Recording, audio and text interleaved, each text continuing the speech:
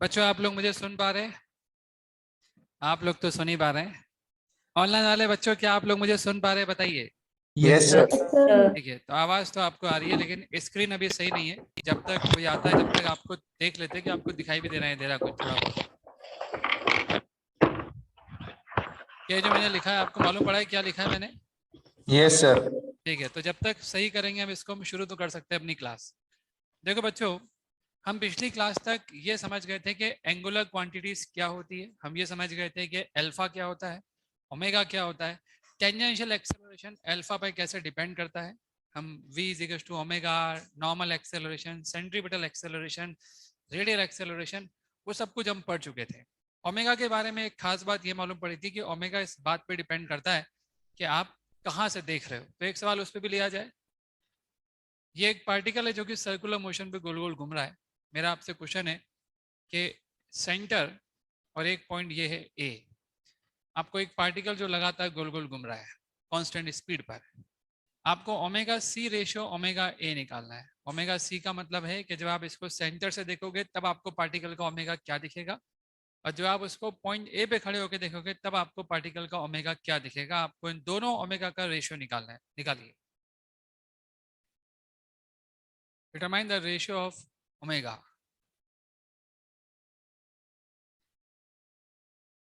बच्चों की एसी का टेम्परेचर बहुत कम कर रखा है क्या आप लोगों ने?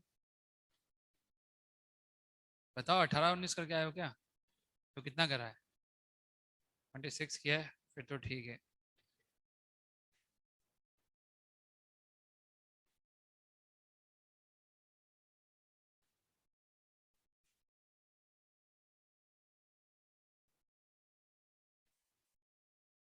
बच्चों सही लग रही है क्या स्क्रीन? बच्चों किसी तरह की कोई समस्या है क्या स्क्रीन में? बताइए। No sir. ठीक है, सही है। हाँ, तो इस क्वेश्चन को सॉल्व कर सर रहे हो आप? टू। क्या आप सब लोग इस सवाल को सॉल्व कर रहे हो क्या बच्चों? ये बताओ। सर 2:1 होगा। 2:1, वेरी गुड, बहुत बढ़िया। देखिए, कोई भी पार्टिकल अगर यहाँ होगा, वो ऐसे घूम रहा होगा या वैसे घूम रहा होगा, कैसे भी घूम रहा होगा, एक बात तो कंफर्म है, ये एंगल अगर थीटा होगा, ओरिएंटेशन चेंज हो रहा है थीटा के हिसाब से, और उसका जो पोजीशन वेक्टर यहाँ से देखोगे तो वो ये एंगल कितना आ रहा है आपको पता है। ये रेडियस आर है, ये भी रेडियस आर है, ये दोनों एंगल बराबर होंगे क्या? एक्सटीरियर एंगल सम जैसा कुछ दिख रहा है आपको? तो ये कितना आ जाएगा? θ/2 θ/2। तो आप बताओ, जैसे जैसे पार्टिकल घूमेगा आपको पता है कि पोजीशन वेक्टर अपनी जगह चेंज करेगा, और ये थीटा लगातार चेंज होगा, और जितना ये थीटा होगा ना उसका आधा होगा हमेशा ही। तो क्या आपको नहीं लगता कि दोनों का जो ओमेगा है, जब थीटा का रिलेशन हमेशा एक दूसरे का आधा है, ओमेगा सी कितना होगा? θ/dt। और कोई आपसे पूछे कि ओमेगा ए कितना होगा, आप बोलोगे जो भी एंगल है, जो भी चेंज हो रहा है उसकी रेट। तो ये आपको साफ दिखाई दे रहा होगा कि दोनों के ओमेगा सेम नहीं आ रहे। ओमेगा सी और ओमेगा ए अलग अलग है, राइट? तो ओमेगा सी कितना आ रहा है? Omega A/2। तो आंसर आ जाएगा 1/2।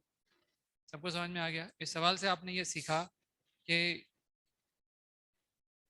ओमेगा अलग अलग जगह के अलग अलग पॉइंट के अबाउट क्या होता है, अलग अलग। वैसे एक बात बताऊं, आप पेरीफेरी पे कोई भी पॉइंट ले लो, सबके लिए जो ओमेगा आएगा उस पार्टिकल, वो सेंटर के ओमेगा के कंपैरेटिवली आधा ही आएगा।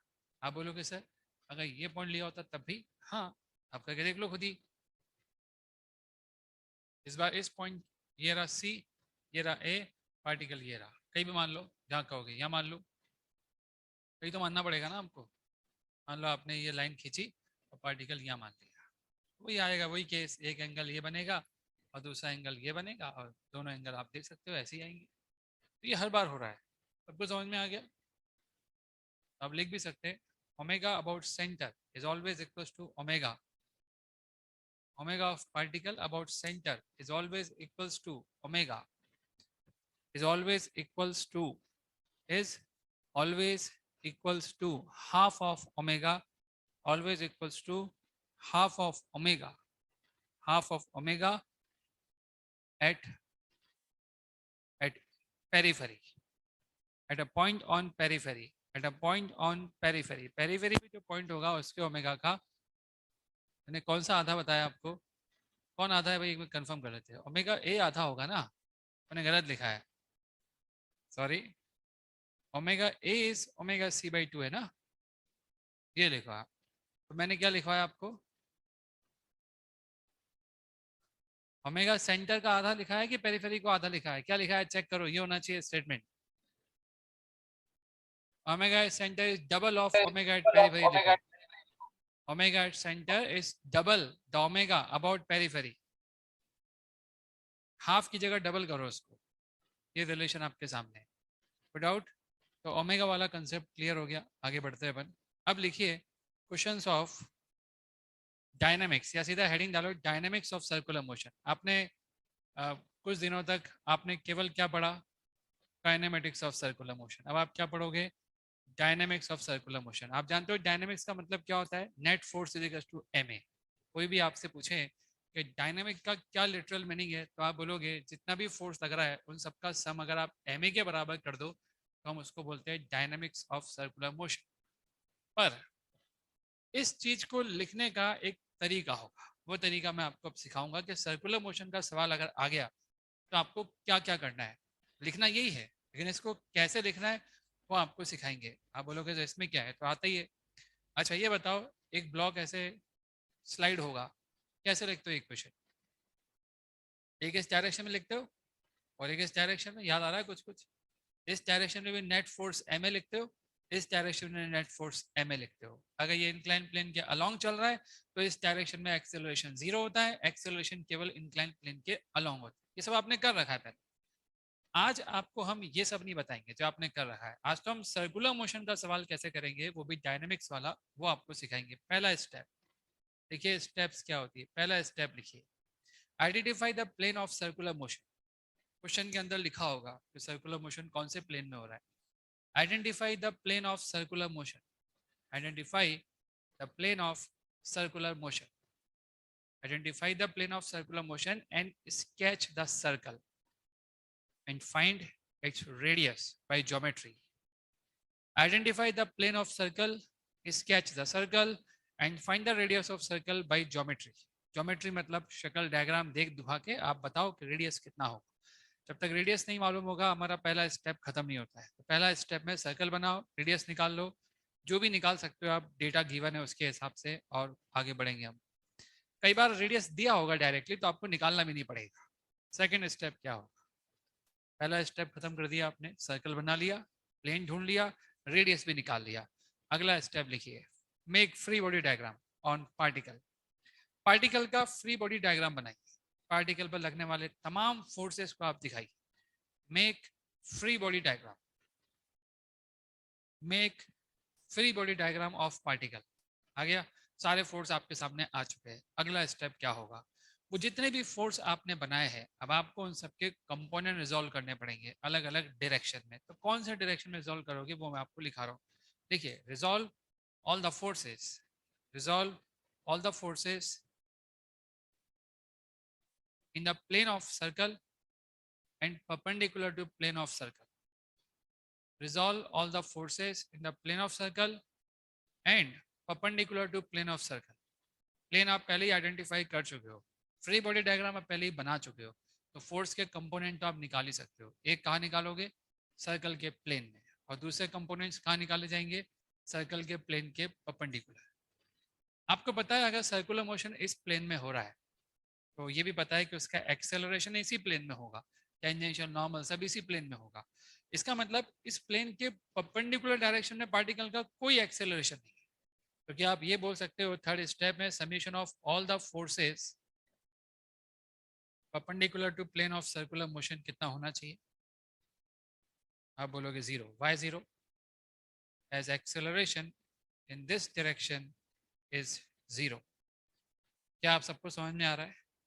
सर्कुलर मोशन एक प्लेनर मोशन है, पार्टिकल का वेलोसिटी, पार्टिकल का एक्सेलरेशन उसी प्लेन में होगा, तो उस प्लेन के परपेंडिकुलर डायरेक्शन में पार्टिकल का कोई एक्सेलरेशन नहीं होगा, और नहीं होगा तो नेट फोर्स को आप क्या लिखोगे, 0। वही लिखा है मैंने आपके सामने, वही बताया आपको, समझ में आ गया। सेकेंड स्टेप क्या होगा, जो फोर्स आप प्लेन ऑफ सर्कुलर मोशन के अंदर निकाल चुके होंगे, कुछ फोर्स आपने प्लेन ऑफ सर्कुलर मोशन में निकाले होंगे, अब वो जो फोर्स आपने प्लेन ऑफ सर्कुलर मोशन में निकाले हैं उनको भी आपको दो डायरेक्शन में रिजॉल्व करना पड़ेगा। हो सकता है वो ऑलरेडी रिजॉल्व करे हुए आए, लेकिन आपको उनको दो डायरेक्शन में करना पड़ेगा। एक आपको करना पड़ेगा रेडियल डायरेक्शन। रेडियल डायरेक्शन में कोई इनवर्ड भी हो सकता है और कोई आउटवर्ड भी हो सकता है, कुछ फोर्सेस अंदर हो रहे होंगे, कुछ फोर्सेस बाहर हो रहे होंगे, लेकिन आपको रेडियल डायरेक्शन में रिजॉल्व करना पड़ेगा। कुछ फोर्सेस को आपको टेंजेंशियल डायरेक्शन में रिजॉल्व करना पड़ेगा, कुछ वेलोसिटी के डायरेक्शन में होंगे, कुछ उधर होंगे, कहीं भी हो आप तो रिजॉल्व कर लो। कर लिया रिजॉल्व? उसके बाद एक्सेलरेशन आप किधर मानोगे? अंदर की तरफ, और इधर या तो इधर मान लो या उधर मान लो, आपका मन पड़े उधर मान लो, आ जाएगा अपने आप साइन के साथ। देखो ET का डायरेक्शन इधर भी हो सकता है, इधर भी हो सकता है, पर AN का डायरेक्शन तो फिक्स है, किधर होगा? अंदर की तरफ। ठीक है। उसके बाद आप रेडियल डायरेक्शन में इक्वेशन लिखोगे, summation of all forces in radial direction is equal to MAN।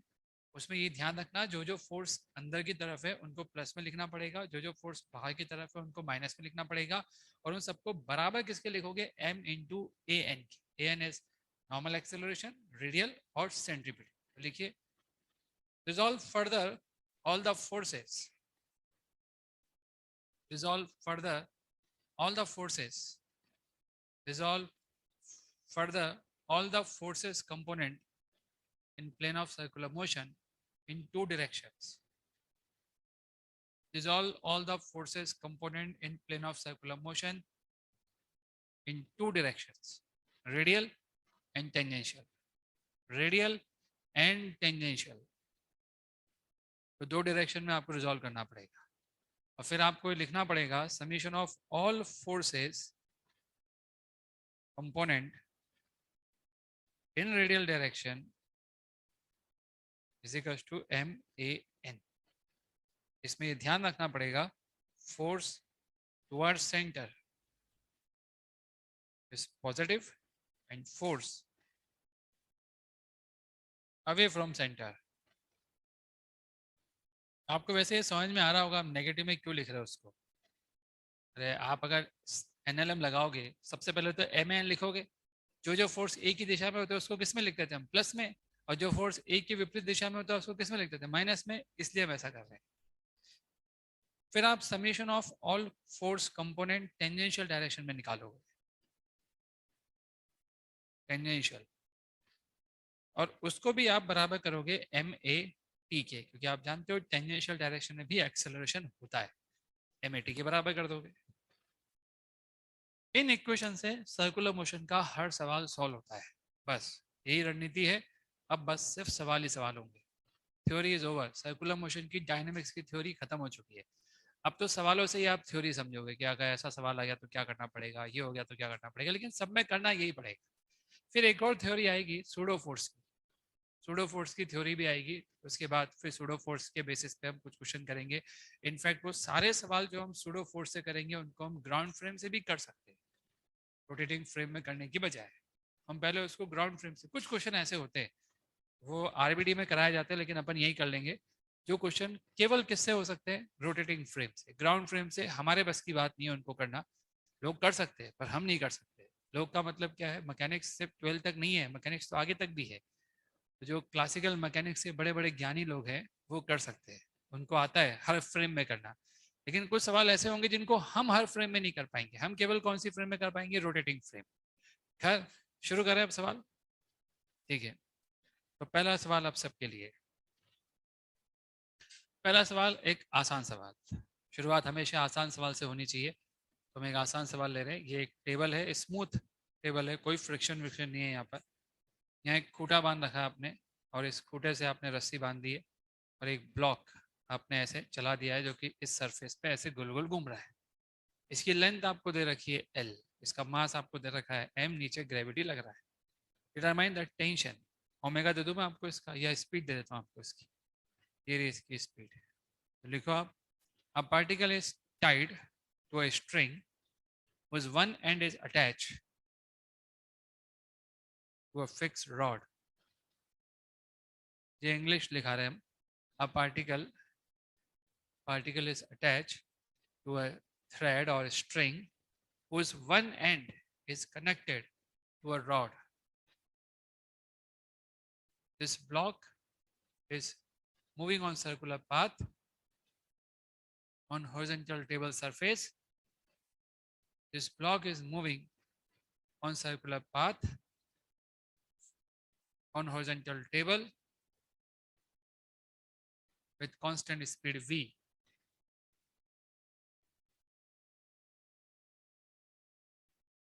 Determine the tension in the string.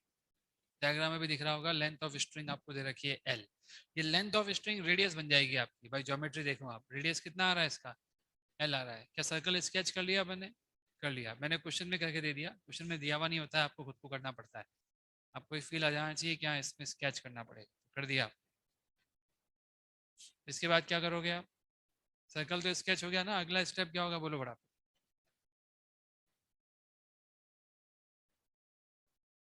अगला स्टेप होगा फोर्सेस बनाओ.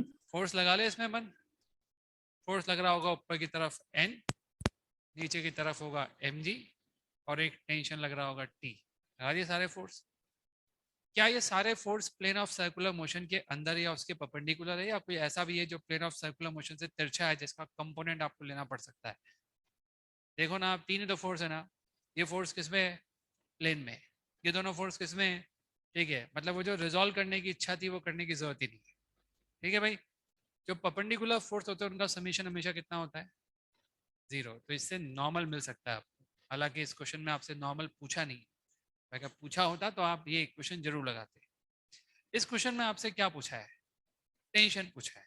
अब आपको कौन सी इक्वेशन लगानी पड़ेगी? रेडियल. लेकिन रेडियल इक्वेशन लगाने से पहले आपको जितने भी फोर्स इस प्लेन ऑफ सर्कुलर मोशन में लग रहे हैं उन सबको रिजॉल्व करना पड़ेगा दो डायरेक्शन, एक रेडियल और दूसरा टेंजेंशियल. आप बताओ कौन कौन से फोर्स लग रहे हैं? ओ, एक तो लग रहा है टी. क्या ये टी ऑलरेडी रेडियल में है, सेंटर की तरफ है? तो फिर कुछ करना ही नहीं है. कंपोनेंट तब लेते जब नहीं होता है, तो क्यों लेंगे हम? तो बताओ टी कितना आ जाएगा? इक्वेशन हमारे पास m/a/n होती है, उसको हम टी के बराबर लिखेंगे. और an का फॉर्मूला तो आपको पहले से पता है. अगर ओमेगा दे रखा हो तो ओमेगा स्क्वायर r, और अगर स्पीड दे रखी है तो v स्क्वायर बाई r. यहाँ से टी आ गया. कभी ओमेगा दिया होगा तो T is equal to m omega square l भी हो सकता है. तो टी आ गया आपके पास. सबको समझ में आ गया? क्या आपको लगता है ज्यादा तेज स्पीड से अगर ये घूम रहा होता तो टेंशन और ज्यादा होता? तो अगर टेंशन बहुत ज्यादा होता तो रस्सी टूट भी सकती थी. एग्जामिनर ऐसा क्वेश्चन पूछ सकता है. लिखो, determine the maximum speed by which this block can revolve if braking tension is T naught. Determine the maximum speed by which this block can move. Maximum speed by which this block can move if braking tension is T naught. तो breaking tension आपको T naught दे रखा है. समझ गए?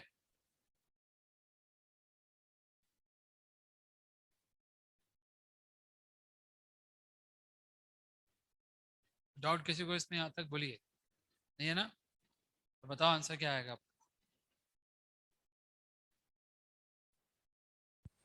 आप बोलोगे sir tension की value तो हमको पता ही है पहले से, कितनी है?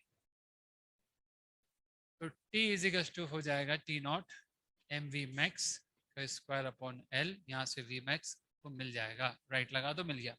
कुछ है ही नहीं इसमें, एकदम आसान चीज़ है. उम्मीद है आप सबको ये आसान चीज़ समझ में आ गई. विदाउट एग्जामिनर हो सकता है यहाँ पर आपको स्प्रिंग लगा के देते और आपसे ये पूछ ले कि स्प्रिंग का इलोंगेशन कितना होगा. कर लोगे आप? अगर मैं आपको ये दे देता, ये स्प्रिंग की नेचुरल लेंथ है L नॉट और स्प्रिंग का कांस्टेंट है K. अब मैं आपसे पूछूं कि हॉरिजॉन्टल सरफेस पे इसको हमने घुमा दिया एक स्पीड से और ये घूम रहा है, आपको बताना है कि इसमें एलोंगेशन कितना है. तो लिखिए, block is revolving with a constant speed of v on circular path. Block is moving with constant speed on a horizontal circular path. On a horizontal circular path, determine the elongation in the spring. Determine elongation in the spring. निकालिए. Determine elongation in the spring. Determine elongation in the spring. कर रहे हो आप लोग सवाल? क्या करोगे आप? आप बोलोगे सर वही सबसे पहले NMG की जरूरत नहीं है अपने को, वो कुछ काम नहीं आने वाला. एक्सेलरेशन अंदर की तरफ होगा, वो होगा M V square by L nought plus X. क्या आपको ये समझ में आया एल नॉट प्लस एक्स क्यों लिखा? आपकी स्प्रिंग जब खिंच जाएगी ना तो रेडियस एल नॉट नहीं होगा, रेडियस कितना होगा? L nought plus x. ये एक्स से तो पूछा है आपसे, तो इक्वेशन लगाते हैं अपन। अंदर की तरफ कौन सा फोर्स लग रहा है? एक ही फोर्स लग रहा है फ्री बॉडी डायग्राम के हिसाब से, के एक्स। और आप लिख सकते हो के X is nothing but M we square by L nought plus X. Solve कर लेंगे, एक्स को राइट लगा दो, वाई ट्रिक बनेगी, सॉल्व हो जाएगा। लेकिन क्या आप सबको ये सवाल समझ में आ गया कि रस्सी की जगह क्या आ सकता है? स्प्रिंग भी आ सकती है। ये दोनों सवाल बहुत आसान है, मेंस लेवल के हैं, कुछ है नहीं इन सवालों में। अगला सवाल भी मैं आपको आसानी दूंगा। इन आसान सवालों की खास बात यह है कि आपको वो जो कंपोनेंट लेने की बातें की थी वो लेने नहीं पड़ रहे। क्या खास बात है इन आसान सवालों में? हमने कहा था ये लेना पड़ेगा वो लेना पड़ेगा, कुछ भी तो लेना नहीं पड़ रहा। क्वेश्चन ही ऐसे कि आपको कुछ लेना नहीं पड़ रहा, पर कई सवाल ऐसे भी आएंगे जहाँ आपको लेना पड़ेगा। अगला सवाल आपके लिए ये भी आसानी होगा। ये एक खूटा है, इससे ये एक ब्लॉक बांध दिया, इसके पीछे एक और ब्लॉक बांध दिया, इसके पीछे एक और ब्लॉक बांध दिया। आप चाहो तो बस 3 ही बहुत है यार, ज़्यादा हो जाएंगे। 3 बहुत है या आप 4 चाहते हो? अपने क्या जा रहा है, आपको तो करना है। आज भी बना देंगे। मास सबके अलग अलग ले लेते, ये सबके मास भी सेम ले लूँ? चलो सबके मास अलग अलग है। सब रस्सियों की लंबाई एल ले लेते हैं और ये सब इस ओमेगा से घूम रहे हैं। कहाँ घूम रहे हैं? हॉरिजॉन्टल टेबल पर। कहाँ है वो हॉरिजॉन्टल टेबल? वो देखो, ये रही हॉरिजॉन्टल टेबल जिस पे सब घूम रहे हैं। ठीक है, हो सकता है आपको इसका व्यू 3D में ना मिले, सिंपल ऐसा व्यू मिल जाए कि ये रहा एक ब्लॉक, ये रहा एक ब्लॉक, ये रहा एक ब्लॉक, और ये हॉरिजॉन्टल टेबल पे ओमेगा से घूम रहे हैं। ये भी हो सकता है कि आपको ओमेगा ना दिया जाए, ओमेगा की जगह किसी एक की स्पीड आपको दे दी जाए। अगर आपको किसी एक की भी स्पीड दे देंगे तो आप ओमेगा खुद निकाल पाओगे क्या? मान लो मैं आपको इसकी स्पीड दे दूँ, बता सकते हो ओमेगा कितना हो जाए? अगर मैं आपको ये बोल दूँ कि इसकी स्पीड आपको दे रखी है तो v अपॉन 4l से ओमेगा तो मिल ही जाएगा। तो मैंने मान लिया कि ओमेगा तो आप निकाल लो, तो मैंने तो ओमेगा दे दिया आपको। मेरा आपसे सवाल क्या है? मेरा आपसे सवाल ये है कि आप मुझे बताओगे कि यहाँ का टेंशन, यहाँ का टेंशन, यहाँ का टेंशन और यहाँ का टेंशन कितना कितना है? चारों टेंशन निकाल। Determine the 4 tension in 4 strings. 4 रस्सियाँ और 4 टेंशन, और आपको ये चारों टेंशन निकाल के दिखाने। राइट? क्या आपको इन चारों ब्लॉक के एक्सेलरेशन ऑलरेडी पता है किधर है? कांस्टेंट ओमेगा से घूम रहे, किधर होंगे? सब सर्कल पे तो घूम रहे हैं। सर्कल नहीं दिखा गया आपको इसका? इसका सर्कल देखो बनाना, इसका भी सर्कल बनेगा ना ऐसा, इसका भी सर्कल बनेगा ऐसा, और इसका भी सर्कल ऐसा ही बनेगा। सबके सर्कल बन रहे हैं। जब सब सर्कल पे चल रहे हैं तो सबका एक्सेलरेशन किधर है? आपको तो ऑलरेडी पता है किधर है, रेडियल डायरेक्शन में। तो आप कह सकते हो कि सर इसका भी एक्सेलरेशन हमको पता है, कितना होगा? बोलो, ओमेगा स्क्वायर एल। ये कहाँ से आया? होता है फॉर्मूला, है ना? फॉर्मूला होता है कि नहीं होता? इसका कितना हो जाएगा? ओमेगा स्क्वायर 2l, इसका और इसका। अरे सबको सब पता है, अब तो क्वेश्चन में कुछ बचा ही नहीं है। आपको इन सबके एक्सेलरेशन मिल गए। फ्री बॉडी डायग्राम तो आप बना ही सकते हो, बना रखा है आपने ऑलरेडी। T1 T2 लिख तो रखा है। यहाँ बनाओगे आप T1, इस पे इसे बनाओगे T2 T2, इसे बनाओगे T3 T3, इसे बनाओगे T4 T4। याद आ रहा है थोड़ा बहुत NLM? अब आपको ये सारे टी निकालने हैं। एक तरीका तो ये है कि आप एक इक्वेशन इस पे लिखो रेडियल डायरेक्शन में, एक इस पे लिखो रेडियल डायरेक्शन में, एक इस पे लिखो रेडियल डायरेक्शन में, एक इस पे लिखो। ऐसी कितनी इक्वेशन मिलेगी? 4। सॉल्व करो, आंसर आ जाए। ये एक तरीका है। आपको सिस्टम पे इक्वेशन लिखनी आती है। अगर मैं इन चारों का एक सिस्टम मान लूँ, 1 2 3 4, तो इस पूरे सिस्टम पे एक्सटर्नल फोर्स कितना लग रहा है? अगर आप इन चारों का एक सिस्टम मानोगे, खत्म खत्म खत्म, बचा केवल एक T1। राइट? तो पूरे सिस्टम में जब इक्वेशन लिखेंगे तो क्या आप एक्सटर्नल फोर्स के नाम पे केवल T1 को लिख सकते हो क्या? क्या आ जाएगा T1 बताओ? नेट फोर्स आ गया T1। फिर यहाँ क्या लिखते थे? M A M A M A M A M A. सबका एम ए लिखो, पहले वाले का लिखो, दूसरे वाले का लिखो, तीसरे वाले का लिखो, लिख रहा हूँ मैं, देखो आप सब सामने। और चौथे वाले का लिख रहा हूँ 4m ओमेगा स्क्वायर 4l। खत्म, क्वेश्चन खत्म हो गया। एक टेंशन निकाला अभी आपने। कोई और टेंशन भी ऐसे ही निकालना चाहोगे या एक एक पे क्वेश्चन लिखना चाहोगे? चलो बताओ, इस पे T2 निकाले अपन, T2 क्या आ जाएगा, डायरेक्ट बताओ। T2 निकालने के लिए सिस्टम किसको मानेंगे, इन तीनों को। अगर आपने इन तीनों को सिस्टम मान लिया तो ये और ये खत्म हो जाएंगे, और इन सबके ये तो पता ही है ना आपको, 2m omega square 2l, 3m omega square 3l, 4m omega square 4l। अगर आपको T3 निकालना है तो क्या करो,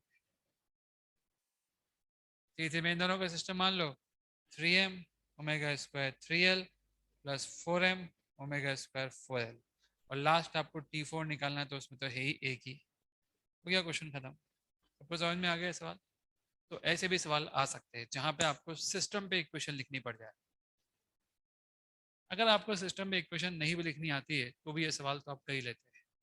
ऐसे करते, एक एक पे इक्वेशन लिख लेते हैं और क्या करते। तो ऐसा नहीं है कि ये क्वेश्चन आप कर नहीं पाते, कर तो आप तब भी लेते हैं।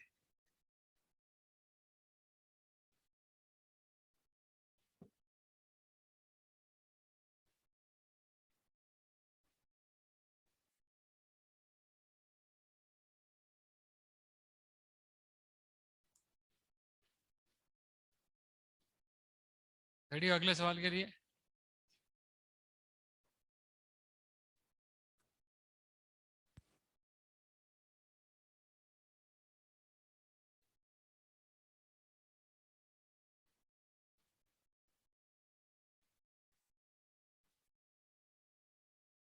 असाइनमेंट किया था ये कल, आपने कुछ दिया था क्या असाइनमेंट मैंने आपको, कर लिया आपने? असाइनमेंट यस तो आप सर। करते हैं ना भाई, देखो असाइनमेंट करना बहुत जरूरी है वरना आप आउट ही हो जाओ। हम डिस्कशन इसलिए नहीं करते क्योंकि उसमें सॉल्यूशन आपके पास होते हैं। मुझे लगता नहीं कि कोई ऐसा, फिर भी कोई ऐसा क्वेश्चन फंस रहा हो तो सॉल्यूशन देख के भी आपको नहीं समझ में आया तो आप पूछ सकते हो, ऐसी बात भी नहीं है, आप पूछ नहीं सकते। डेढ़ बेहतर रुक ही सकते हैं, अगर आप पूछोगे तो कोई प्रॉब्लम नहीं है। चलिए आगे बढ़े अपन, इन सबको हटा दें, ठीक है।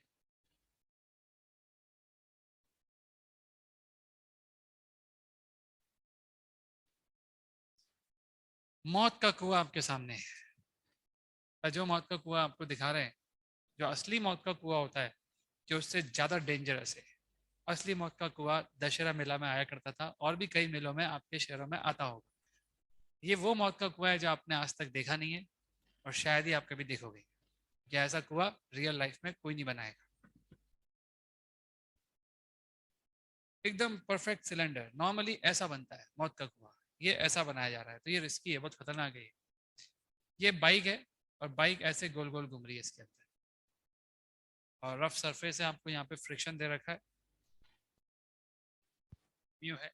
साइकिल का रेडियस आपको आर गिवन है, इसका मास एम गिवन। ये सिलेंड्रिकल वॉल है जिसके अंदर ये बाइक ऐसे चलेगी, ठीक है। सवाल क्या पूछा जा रहा है आपसे, determine the minimum speed, determine the minimum speed by which bike should move, determine the minimum speed by which bike should move on circular track of radius r on मौत का कुआं।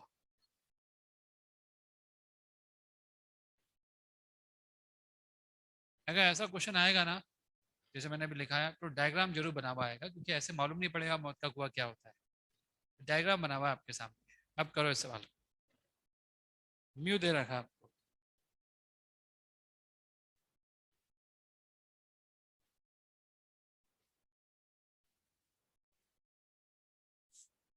करे।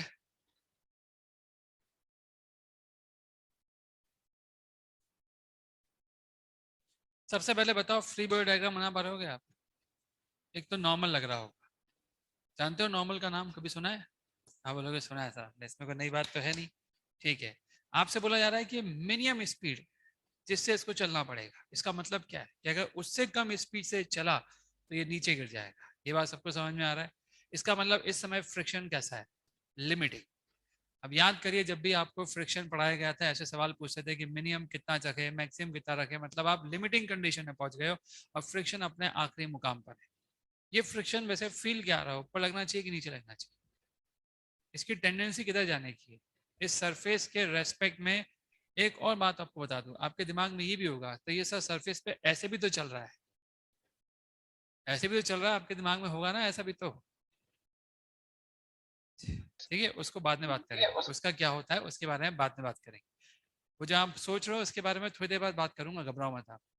अभी बताओ, एक फोर्स तो ये लग रहा है ना, ठीक है, एक्सेलरेशन भी इधर ही है इसका, an, नीचे mg लग रहा है क्या, यस, और अपन कह सकते हैं कि फ्रिक्शन ऊपर लग रहा होगा, वो भी लिमिटिंग फ्रिक्शन लग रहा होगा स्लिप होने से रोकने के लिए, तो वो म्यू एन होगा, राइट। अगर इससे कम स्पीड से चलाया आपने इसको तो ये नीचे आ जाएगा, तो ये मिनिमम स्पीड है जो आपको निकालनी है। सबको समझ में आ रहा है? आप चाहो तो ऐसा भी कर सकते हो कि आप फ्रिक्शन एफ मान लो, पहले एफ की वैल्यू निकाल लो और एफ को लेस देन म्यू एन कर लो, उससे भी आंसर वही आएगा। और हम डायरेक्टली लिमिटिंग फ्रिक्शन मान लेते, यही हमारा तरीका था जब अपन फ्रिक्शन पढ़ रहे थे। अब बताओ क्या लिखूं मैं इक्वेशन, सबसे पहले equation perpendicular to circular motion plane, एक इक्वेशन ये आ गई, आ गया, mu N minus M G is equals to 0। N M G होता है क्या, क्या एन का वैल्यू एम जी होता है? नहीं, एन निकालना पड़ता है, तो उस एन को आपको वहां निकालना पड़ेगा। वो एन निकालने के लिए आपके पास दूसरा मोशन की इक्वेशन है, आपके पास क्या होगी इक्वेशन, एम ए एन, और जो भी फोर्स लग रहा है कौन सा लग रहा है, एक ही लग रहा है, एन, एन लिखो, एम वी मिनिमम का स्क्वायर अपॉन आर लिखो। अब इस एन को उठा के ऊपर रख दो, तो म्यू एम वी मिनिमम का square by R minus M G, यहाँ से वी मिनिमम निकल जाएगा। निकालो कितना आ रहा है वी मिनिमम, वी मिनिमम आ रहा है root G R by mu, ये मिनिमम स्पीड है, ठीक है। इस स्पीड से उसको चलाना ही पड़ेगा अपनी गाड़ी को। आपने कोई मौत का कुआं देखा है जिंदगी में कभी? कितना रेडियस था उस मौत के कुएं का? आपने देखा होगा ना, कुआं का रेडियस तो देखा होगा, 4 मीटर था कि 10 मीटर था, 10 मीटर मान ले, 15 मीटर ही मान लो आप तो। आर की जगह 15 लिखो, जी की जगह 10 लिखो, 150 आ गया। और नीचे म्यू की वैल्यू रखो 0.2 0.3 0.4 कुछ भी रख लो, 0.4 ही रख लो, ठीक है। अब बताओ मिनिमम स्पीड कितनी आ रही है आपकी, 0.2 रख लो, म्यू की जगह 0.2 रख लो, कितनी आ रही है भाई? इतना ही होता है म्यू, 0.3 0.4 0.2, कितना आ रहा है? क्या कैलकुलेशन किया आपने? तो आना चाहिए ना मिनिमम स्पीड, ये 10 है, ये 15 है, और ये 0.2 है, तो 0.2 जब आएगा तो 15 इंटू 50 हो जाएगा, यानी 750 हो जाएगा। आया समझ में? 750 कितना होता है लगभग लगभग? 30 25 28 मान लेते, 28 तो मान सकते हैं ना। Yes sir. तो 28 मीटर पर सेकंड की स्पीड से उसको कम से कम चलाना पड़ेगा। अगर इससे कम स्पीड से चलाया तो वो नीचे स्लाइड हो जाएगा। क्या हो जाएगा? स्लाइड। क्या आप चाहते हो कि वो गिर जाए नीचे? बस इसीलिए मौत का कुआं ऐसा नहीं बनाया जाता। जब आप मौत का कुआं ऐसा बनाते हो तो कभी नीचे नहीं गिरता, वो एक छोटे सर्कल या बड़े सर्कल पे आ जाता है, आपको पढ़ाएंगे वो चीज। लेकिन इसमें तो अगर स्पीड इससे कम हुई तो वो सर्कल में ऐसे घूमते हुए नीचे नहीं आएगा, स्पीड होगी उसके पास, तो स्पीड से गिरेगा तो सही, लेकिन वो तेजी से गिर जाएगा नीचे। एक होता है अपने हिसाब से सर्कल से ऐसे घूमते हुए आ रहा है, और एक यूं तेजी से गिर जाएगा। पता नहीं आपको समझ में आ रही है बात की नहीं आ रही है, लेकिन वो स्लाइड होगा, उसका जो टायर है ना वो फिसलेगा। क्या होगा? फिसलना अलग होता है, चलना अलग होता है। एक मौत का कुआं में चलता हुआ आता है और यहाँ पे फिसलता हुआ आएगा, तो यहाँ पे उसको चोट लगने के चांस ज्यादा है, इसलिए कभी भी मौत का कुआं ऐसा नहीं बनाया था, ये खतरनाक कुआं है। सबको समझ में आ गया बात? चलिए, अभी तक आपने जितने सवाल देखे उन सारे सवालों की एक खासियत थी। आप जानते हैं क्या खासियत थी? आपको कंपोनेंट्स लेने नहीं पड़े। आप कुछ ऐसे सवाल लेते हैं इसमें आपको कंपोनेंट्स भी लेने पड़ जाएंगे, फिर कुछ और भी सवाल लेंगे।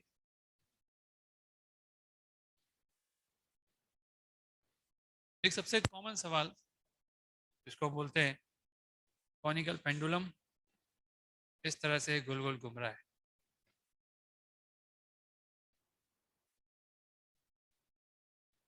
यह है कॉनिकल पेंडुलम।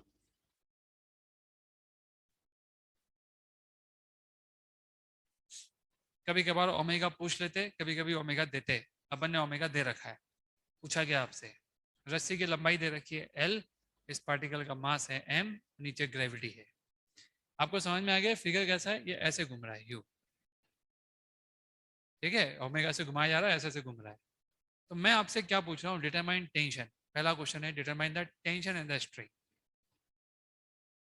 मैं आपसे पूछ रहा हूँ कि इस रस्सी में टेंशन कितना आएगा। Determine the tension in the string. Angle नहीं गिवन, एंगल की जरूरत नहीं पड़ेगी, इसीलिए गिवन नहीं। Determine the tension in the string, चलो करते हैं। सबसे पहले free body diagram, T M G, ये एंगल थीटा, ये रेडियस कितना आ जाएगा, एल साइन थीटा। तो डाउट है किसी को इसमें कि रेडियस एल साइन थीटा कैसा आया? आप बोलोगे नहीं ऐसा, इसमें क्या डाउट होगा, तो सिंपल सी बात है कि रेडियस एल साइन थीटा होगा। तो हमको ये सबको ये मालूम पड़ गया है कि रेडियस की वैल्यू कितनी हो जाएगी, एल साइन थीटा। ठीक है, तो डाउट किसी को इसमें? तो समझ में आ गया बात? ठीक है, नाउ क्या करेंगे, रिजॉल्व वही करते। ठीक है, दो कंपाउंड लेंगे। क्या आपको लगता है एक कंपाउंड इस तरफ आ जाएगा perpendicular to plane of circular motion, और वो हो जाएगा टी कॉस थीटा, और दूसरा कंपाउंड इस तरफ आ जाएगा जिसका नाम क्या होगा, टी साइन थीटा। एग्री? क्या ये टी साइन थीटा आपको लगता है कि ये हर बार जो है रेडियस के अलॉन्ग ही आएगा? कैसा लगा आपको ये? आप खुद देखना, आपका जब पार्टिकल यहाँ होगा तब ये ट्राइंगल बनेगा, टेंशन यहाँ होगा। जब पार्टिकल यहाँ हो जाएगा तो रस्सी इधर होगी, टेंशन यहाँ होगा। आप हर बार देखिए ये टेंशन एक ट्राइंगल का हाइपोटेनियस पे होगा। तो उसका जब भी आप दो कंपाउंड लोगे, एक इधर और एक इधर, तो ये तो ऊपर की तरफ आएगा, पर जो प्लेन में आएगा वो हमेशा किधर आएगा, वो रेडियल आएगा। यानी जो प्लेन में आ चुका है उसके फर्दर कंपोनेंट आपको लेने की जरूरत नहीं है, क्योंकि वो ऑलरेडी किधर आ रहा है, रेडियल डायरेक्शन। अब नियम कहता है कि इसको क्या कर दो आप, जीरो। तो ये नियम कहता है, हमने कर दिया। और दूसरा नियम क्या कहता है? अब बोलोगे सर टेंशन तो आ गया ना, आपके दिमाग में आ रहा होगा टेंशन तो आ गया, नहीं आया, क्योंकि इसमें थीटा का पता आपको, इसे आंसर नहीं मान सकते अपन। और कोई आंसर? इस तरह का क्वेश्चन लिखो, क्या आएगी, T sine theta is equal to acceleration चाहिए आपको। क्या बता सकते हो कि इस पार्टिकल का ओमेगा कितना है? ओमेगा ऊपर दे रखा है ना, जैसे ये पूरा सिस्टम घूम रहा है ना, पार्टिकल भी उतने ही ओमेगा से गोल गोल घूम रहा है। तो उसका जो अंदर की तरफ एक्सेलरेशन होगा वो कितना होगा, स्क्वायर आर होगा। और आर कितना है, तो omega square L sine theta होगा। तो बस टी साइन थीटा की जगह आप लिखोगे M omega square L sine theta. So you will get theta is 10 is nothing but this one. This is the formula. ये आंसर सही माना जाएगा। क्यों? क्योंकि इसमें जितनी भी क्वांटिटी है उन सब के बारे में आप जानते हो।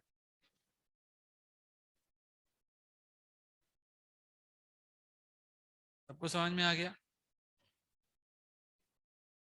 कभी कभार एग्जामिनर आपको बता देगा कि रस्सी में टेंशन इतना आ रहा है, बताओ ओमेगा कितना है, क्या लोगे?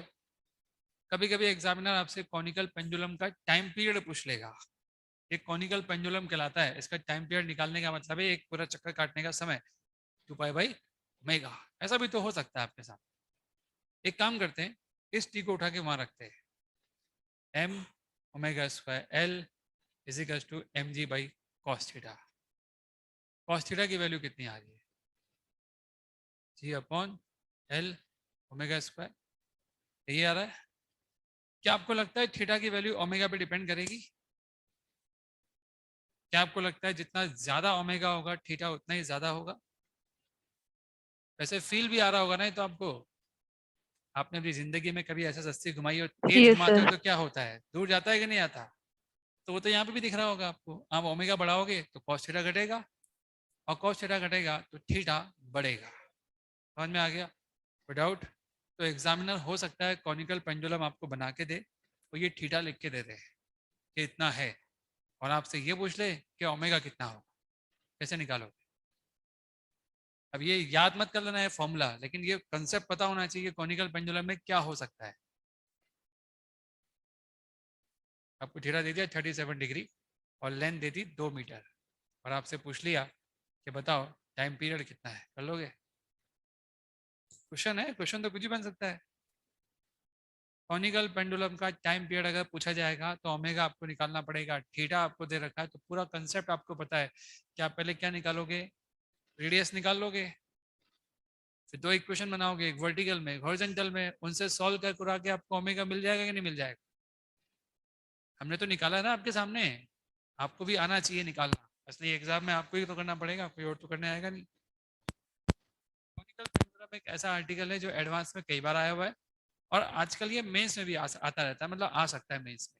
मेंस में आने के चांस ज्यादा है इसके अब, ये एडवांस में तो बहुत बार आ गया, मेंस में आएगा कॉनिकल पेंडुलम। इसमें एक कमाल की बात है, वो देखना आप क्या है। अगर मैं आपसे पूछूं कि टेंशन वर्सेस ओमेगा का ग्राफ कैसा हो, है ना, draw tension versus omega graph. एक मिनट, थोड़ा कंफ्यूजन हो जाएगा आपके दिमाग में। ये टी टाइम पीरियड है, टेंशन नहीं है। क्या है ये? Time period. लिख लो आप इसको, टाइम पीरियड है ये। और अभी जो मैं आपको लिख रहा हूँ वो टेंशन है। मैं टेंशन और थीटा के बीच में, टेंशन और ओमेगा के बीच का ग्राफ पूछ रहा हूँ आपसे। So आपके पास तो parabola फॉर्म, बोलो कैसा ग्राफ आएगा? parabola क्या आप सब लोग ये मानते हो कि ये ग्राफ parabola ऐसा आएगा? गलत। अब इसमें क्या गलती है ये बताओ। आपको दिखाते हैं इसमें गलती क्या है। देखना, गलती देखना आप। आपके पास cos theta is equal to g upon omega square दे रखा है ना। जैसे जैसे मैं ओमेगा को कम करूंगा क्या होगा? as omega decrease cos theta increase, that is what? Theta theta decrease theta क्या होगा? डिक्रीज डिक्रीज होगा। जैसे जैसे मैं ओमेगा, ये क्या करा मैंने, ओमेगा जैसे जैसे बढ़ाया वैसे वैसे थीटा घटा है। फिर मैंने उल्टा लिख दिया, ओमेगा घटा रहा हूं मैं, cos थीटा बढ़ रहा है और थीटा घट रहा है। वापस देखो आप, जैसे जैसे आप ओमेगा को कम करोगे आपका cos थीटा बढ़ेगा, पर थीटा क्या होगा? कम होगा। एक ऐसा ओमेगा लेके आता हूं मैं जब cos थीटा 1 बन जाएगा, यानी थीटा कितना हो जाएगा? 0। ठीक है, बताओ ऐसा कब होगा?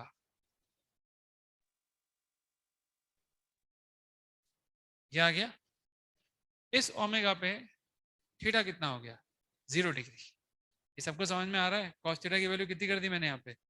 1 कर दी। cos theta is equals to मैंने 1 कर दिया। जब 1 हो जाएगा तो ये हो जाएगा। तो when when is omega is less than equals to root ji by L. समझना इस बात को, अगर आपको ओमेगा जी बाई एल है या उससे भी कम है, आप बताओ, आपने ओमेगा इतना कर दिया तो cos थीटा 1 हो गया, इससे भी कम करोगे तो cos थीटा 1 से बड़ा हो जाएगा। आप समझ रहे हो cos थीटा 1 से बड़ा होने का मतलब क्या है? मतलब ये इक्वेशन आप लगा नहीं सकते। ये इक्वेशन आप लगा रहे हो और आप बोल रहे हो cos थीटा 1 से बड़ा आएगा, तो लोग आपका गला पकड़ लेंगे, क्या बोल रहा है ये, cos थीटा 1 से बड़ा कैसे हो जाएगा? cos थीटा 1 से बड़ा नहीं हो सकता, मतलब आप ये इक्वेशन ही नहीं लगा सकते। तो आप सोचिए क्या हो क्या रहा है। जब तक आपका omega root ji by L से कम है तब तक ये कॉनिकल पेंडुलम है ही नहीं, क्योंकि थीटा इसका कितना है? 0 डिग्री। ये ऐसे है, घूम तो रहा है लेकिन ये ऐसे घूम रहा है, यू यू नहीं हो रहा है, बस यू घूमता जा रहा है। समझ में आ गया? इस दौरान आप बताओ टेंशन कितना होगा? आप बोलोगे mg होगा। जब ग्राफ बनाओगे ना, इस चीज को आपको यूज करना पड़ेगा कि कुछ ओमेगा तक आपका कॉनिकल पेंडुलम शुरू ही नहीं हो पाएगा, तो वो ओमेगा है रूट जी बाई एल। तब तक आपका टेंशन ओमेगा के बढ़ाने के बावजूद सेम रहेगा। जब तक आपका ओमेगा इससे बड़ा नहीं होगा तब तक कॉनिकल पेंडुलम शुरू नहीं हो पाएगा। हाँ, उसके बाद तो आपको पता है टेंशन बढ़ता ही है, तो उसके बाद तो आप पैराबोला ग्राफ बना सकते हो। सबको समझ में आ गया? तो ये आपको ध्यान रखना पड़ेगा, इसे आप नोट कर लीजिए। इंपॉर्टेंट कंसेप्ट है कि एक खास ओमेगा से ज्यादा ओमेगा होना चाहिए अगर आप चाहते हो कि कॉनिकल पेंडुलम बने।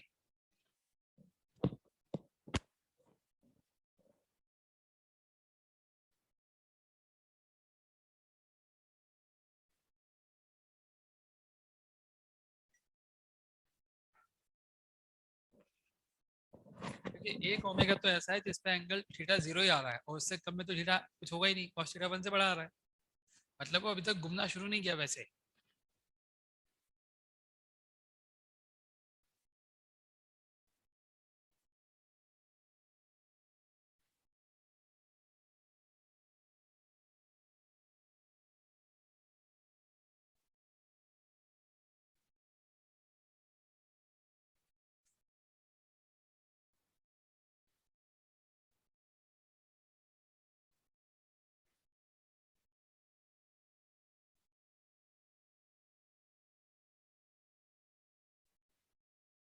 वापस से बोलो, क्या बोलो बेटा? ओमेगा अगर रूट जी बाई एल है तो कॉस थीटा कितना आ रहा है, 1 आ रहा है। अगर omega root ji by L से भी कम हो गया तो कॉस थीटा 1 से भी बड़ा आएगा, मतलब होगा ही नहीं। तो मैंने क्या लिख दिया, ग्रेटर लिख दिया क्या? मैंने भी तो लिखा लेस देन, तो लिखा रूट जी बाई एल से कम। ये तो बोल रहा हूँ कि जब omega root ji by L है तो कॉस थीटा 1 आ रहा है। अगर omega root ji by L से भी कम हुआ तो कॉस थीटा और बड़ा आएगा, 1 से भी ज़्यादा हो जाएगा, 1 से ज़्यादा तो होता ही नहीं है। इसका मतलब ये हुआ कि ओमेगा जब तक रूट जी बाई एल या उससे कम है तब तक आपका ये मोशन ऐसा होगा ही नहीं, चुपचाप सीधा पड़ा रहेगा। उसके बाद ये कॉनिकल पेंडुलम बनेगा। तो कॉनिकल पेंडुलम हर किसी ओमेगा पे नहीं बनता। आप लिख लो the minimum omega that we need, या लिखो for conical pendulum omega should be more than root ji by L.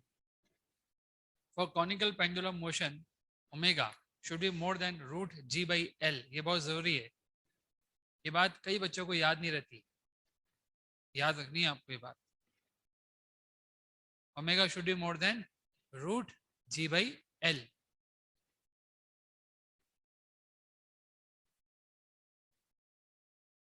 मान लो आपको याद नहीं भी रहेगी ना, क्वेश्चन आपको दिखाते हैं, आपको बोलेंगे कि इसका है ना ओमेगा निकाल के दिखाओ, या आपको ओमेगा दे देंगे 10 रेडियन पर सेकेंड कुछ भी दे देंगे, और एल दे देंगे 0.1, और इसको दे देंगे अपन 2 रेडियन पर सेकेंड। तो आपसे पूछेंगे थीटा निकाल के दिखाओ। मान लो आपने ये वाला फॉर्मूला लगा के कॉस थीटा निकाला भी, अगर ये कॉनिकल पेंडुलम हो रहा होगा तो कॉस थीटा 1 से कम ही आएगा। पर अगर ये कॉनिकल पेंडुलम नहीं हो रहा होगा इस ओमेगा पर, तो फिर कॉस थीटा क्या निकल के आएगा, या तो 1 या 1 से बड़ा। उससे आप समझ जाना कि ये पेंडुलम मोशन हो ही नहीं रहा। उम्मीद है आप सबको ये बात समझ में आ गई कि हम किसी भी केस पे ये मालूम कर सकते हैं। जैसे इसमें मैं पूछ रहा हूँ, मतलब बताओ होगा क्या, बताओ आप देख के,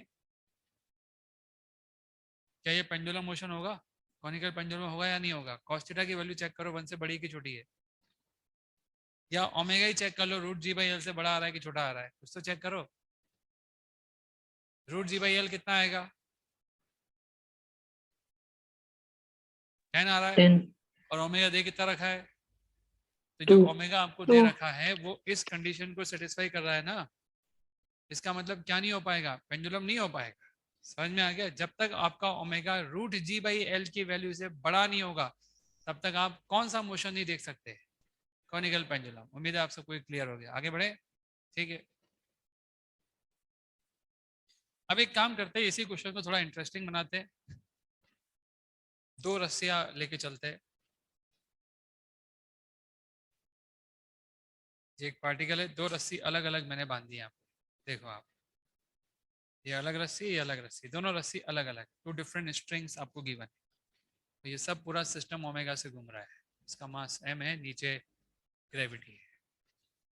दोनों एंगल अपन अलग अलग ले सकते हैं, क्या अपन चाहे तो एंगल मान लेते हैं, यहाँ पे कुछ एंगल दे रखा है, ये एंगल आपको दे रखा है 37, ये 53 दे रखा है, और ये आपको दे रखा है 37 डिग्री। और जो सर्कल है ना, उस सर्कल का रेडियस आपको पहले ही दे दिया मैंने इस बार, r। Determine T1 T2। अब सुनो, कई बार रेडियस नहीं दिया होता, रेडियस निकालना ही पड़ सकता है, निकाल लोगे? कैसे निकालोगे? रेडियस निकालना पड़ गया तो आपको ये लेंथ दे रखी होगी, या फिर हो सकता है ये हाइट दे रखी हो, मतलब कुछ तो दे रखा होगा ये रेडियस निकालने के लिए।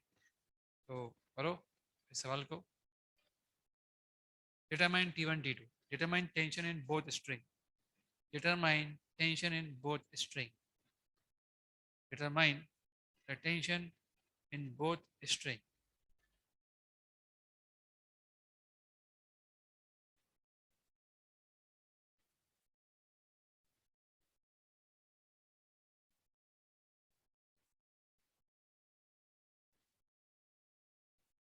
हो जाएगा सवाल। सबसे पहले क्या बनाओगे, free body diagram, T1 T2, नीचे क्या लिखोगे, mg।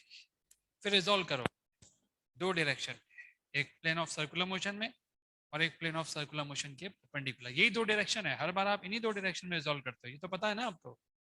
T1 के 2 कंपोनेंट कौन कौन से आएंगे, एक आएगा T1 cos 53 और दूसरा आएगा T1 sin 53। एग्री और नॉट बोलिए। T2 के 2 कंपोनेंट कौन कौन से आएंगे, T2 का आएगा T2 cos 37। शायद आपको समझ में नहीं आ रहा मैं कंपोनेंट कैसे निकाल रहा हूँ, आ रहा है? चलो अच्छी बात है। तो ऑनलाइन वाले बच्चों आपको आ रहा है क्या? Yes sir. आ रहा है, ठीक है। तो सारे रिजॉल्व कर लिया आपने कंपोनेंट्स। अब पहला इक्वेशन क्या लिखोगे आप? Perpendicular to plane of circular motion sum 0, यही तो करते हैं अपन। ये दोनों एक ही डायरेक्शन में, तो इनको ऐड कर देंगे और माइनस कर देंगे mg इज इक्वल टू 0। एक इक्वेशन आ गई। दूसरी इक्वेशन आप कहाँ से लाते हो? प्लेन ऑफ सर्कुलर मोशन में दो इक्वेशन लिखी जाती है। अभी तक आपने टेंजेंशियल वाली इक्वेशन लिखी नहीं है। अभी तक क्या लिखी है आपने? इतने सारे क्वेश्चन मैंने आपको करवाए, लिखने की जरूरत ही नहीं पड़ी। लेंगे उसका भी क्वेश्चन लेंगे, पर पहले अभी सिंपल क्वेश्चन लेते चलेंगे, फिर उसका भी आएगा क्वेश्चन। क्या आ जाएगा? T1 sin 53 plus T2 sin 37 is equal to MAN omega square R। हो गया, दो इक्वेशन आ गई, सॉल्व कर लेंगे, T1 T2 मिल जाएगा। क्या आप सबको ये सवाल समझ में आ गया? बोलिए, क्लियर सबको? कभी कभी यही क्वेश्चन अलग अंदाज में भी पूछा जा सकता है। मैं वो अंदाज भी आपको दिखाता हूँ कि क्या हो सकता है। यहाँ पे एक रिंग दे देंगे और वही रस्सी फिर निकल के ना ऐसे आ रही है। आया को समझ में? ये एक रिंग है, इस रिंग में से रस्सी यूं निकल के ऐसे आ रही है, ऐसे दे देंगे आपको। उस केस में ये एक ही रस्सी होगी। पहली बात तो ये बात समझ में आ रहा है? इंपॉर्टेंट बात ये है कि रिंग और रस्सी के बीच में जो फोर्स लग रहा है वो लग रहा है नॉर्मल फोर्स। आप में से कितने बच्चे एनएलएम पढ़े? मुझसे मुझसे कितने पढ़े? पढ़े हो सब है, ठीक है। तो आप लोगों को याद होगा, मैंने आपको बताया था कि अगर पुली के ऊपर ऐसे रस्सी होगी, पुली के ऊपर ऐसी रस्सी होगी, तो ये जो टी और टी आपको जो फोर्स दिखता है, ये फोर्स इस पुली पे नहीं लग रहा होता है। ये टी और टी ऑफ फोर्स रस्सी के उस हिस्से पे लग रहा होता है जो पुली के ऊपर है। और कैलकुलेशन के बाद मालूम पड़ा था कि इस पे एक नॉर्मल फोर्स लग रहा होता है, और ये नॉर्मल फोर्स किसके बराबर निकल के आता है? इन दोनों टी टी के सम के बराबर। ये कहानी हम पहले पढ़ चुके हैं, वही कहानी यहाँ पे भी है। ये जब इन दोनों को ऐसे कांटेक्ट में आएंगे तो एक नॉर्मल लगेगा, वो नॉर्मल इस डायरेक्शन में लगेगा। लेकिन वो नॉर्मल अगर आपको निकालना है, तो ये जो दो टेंशन दिख रहे हैं, इन दोनों टी का समीशन ही क्या होगा? नॉर्मल। मैं नॉर्मल नहीं निकालूंगा, पर मैं ये समझ गया कि दोनों टी लग तो रस्सी पे रहे, क्योंकि ये तो इसमें से निकल रहा है ना, बंधा हुआ तो है नहीं इसके ऊपर। देखो इसमें अंतर है, ये तो बंधा हुआ है, तो यहाँ तो समझ में आ रहा है रस्सी का टेंशन अल्टीमेटली उस पर लग रहा है। लेकिन यहाँ तो ये बंधा हुआ तो है नहीं, तो इसके अंदर से निकल रहा है। तो यहाँ पे ये जो दोनों टीटी आपको दिख रहे हैं, ये दोनों टीटी का जो नेट होता है वो इसी के ऊपर लग रहा है। तो आप तो ऐसा समझ लो कि ये टी भी इस पे लग रहा है। जैसे ये क्वेश्चन किया था ना, वैसे ही कर लो। वही, ये एंगल अल्फा दे रखा है, ये एंगल बीटा दे रखा है, टी के दो कंपाउंड आएंगे, इस टी के भी दो कंपाउंड आएंगे। कर लोगे ना ऐसे? तो आपको ये मानना है कि रस्सी पे लगने वाला टेंशन अल्टीमेटली किस पे लग रहा है? रिंग पर। जैसे पुली वाले में हम मानते थे, बिल्कुल वैसे। याद आया किसी को? ठीक है, नहीं आया तो मान लो ऐसा होता है, और क्या करें अब। ठीक है, बराबर लिख लो इस चीज। ये आइडिया भी लिख लो आप, ये आइडिया है कैसा भी हो सकता है, रिंग वाला आइडिया।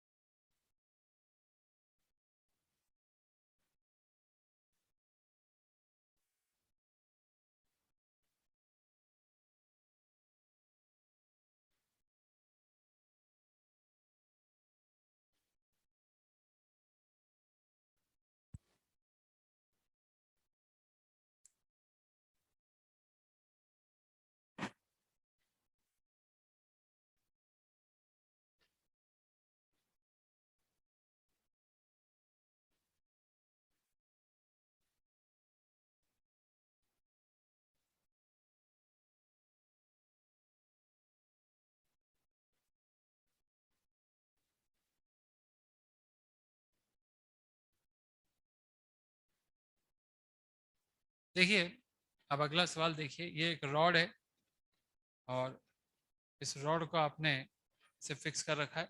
इस रॉड में से एक धागा निकल रहा है, वो धागा यू जाके यहाँ से जाके ये पार्टिकल हो, ये पार्टिकल लगातार गोल गोल घूम रहा है ओमेगा से। कभी ओमेगा दिया होगा, कभी स्पीड दे रहे हो, कोई फर्क नहीं पड़ता। एन निकालने के लिए आपको या तो स्पीड पता होनी चाहिए या फिर ओमेगा पता होना चाहिए। रेडियस आपको दे नहीं रखा, तो ये अल्फा एंगल आपको दे रखा है, थीटा ले लो इस एंगल को। आप सारी कैलकुलेशन कर सकते हो। नीचे ग्रेविटी लग रहा है। क्वेश्चन क्या है वो देखिए। आपको इस स्मॉल एम की वैल्यू निकालनी है, जिससे कि ये इक्विलिब्रियम में रहे, ना नीचे जाए ना ऊपर जाए। Determine the value of small m so that capital M mass remain in equilibrium. Determine the value of small m so that capital M remain in equilibrium. Determine the value of small m so that capital M remain in equilibrium. Conical pendulum में नाच रहा है, इसमें कोई problem नहीं है. Omega भी आपको दे रखा है, कितने ओमेगा से नाच रहा है. आपको पता है, आपको पूरा क्वेश्चन सॉल्व करने की जरूरत नहीं है. आपको ऑलरेडी ये पता है कि ऊपर वाला कॉनिकल पेंडुलम है. उस कॉनिकल पेंडुलम में कितना टेंशन आएगा ये तो आपको रट ही गया होगा. कोई थोड़ी देर पहले निकाला था ना अपन ने, कितना आया था.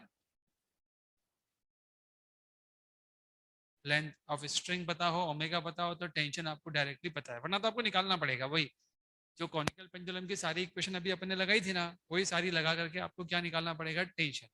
मैंने डायरेक्ट कैसे लिख दिया, भी जस्ट किया इसलिए लिख दिया. असली में तो आपको या तो याद ही रखो या फिर निकालो. यही टी यहाँ भी लग रहा होगा, पूरी एक ही रस्सी है. तो यहाँ पे इक्विलिब्रियम के लिए क्या कहोगे आप,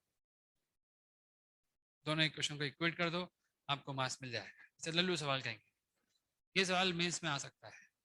ठीक है, मेंस में इस तरह के सवाल आ सकते हैं जिसमें आराम से टेंशन निकलेगा और उस टेंशन को नीचे mg के बराबर करना होगा फॉर इक्विलिब्रियम ऑफ क्वेश्चंस. ऐसे इक्विलिब्रियम के सवालों में ऐसे सवाल आपके सामने आ सकते हैं.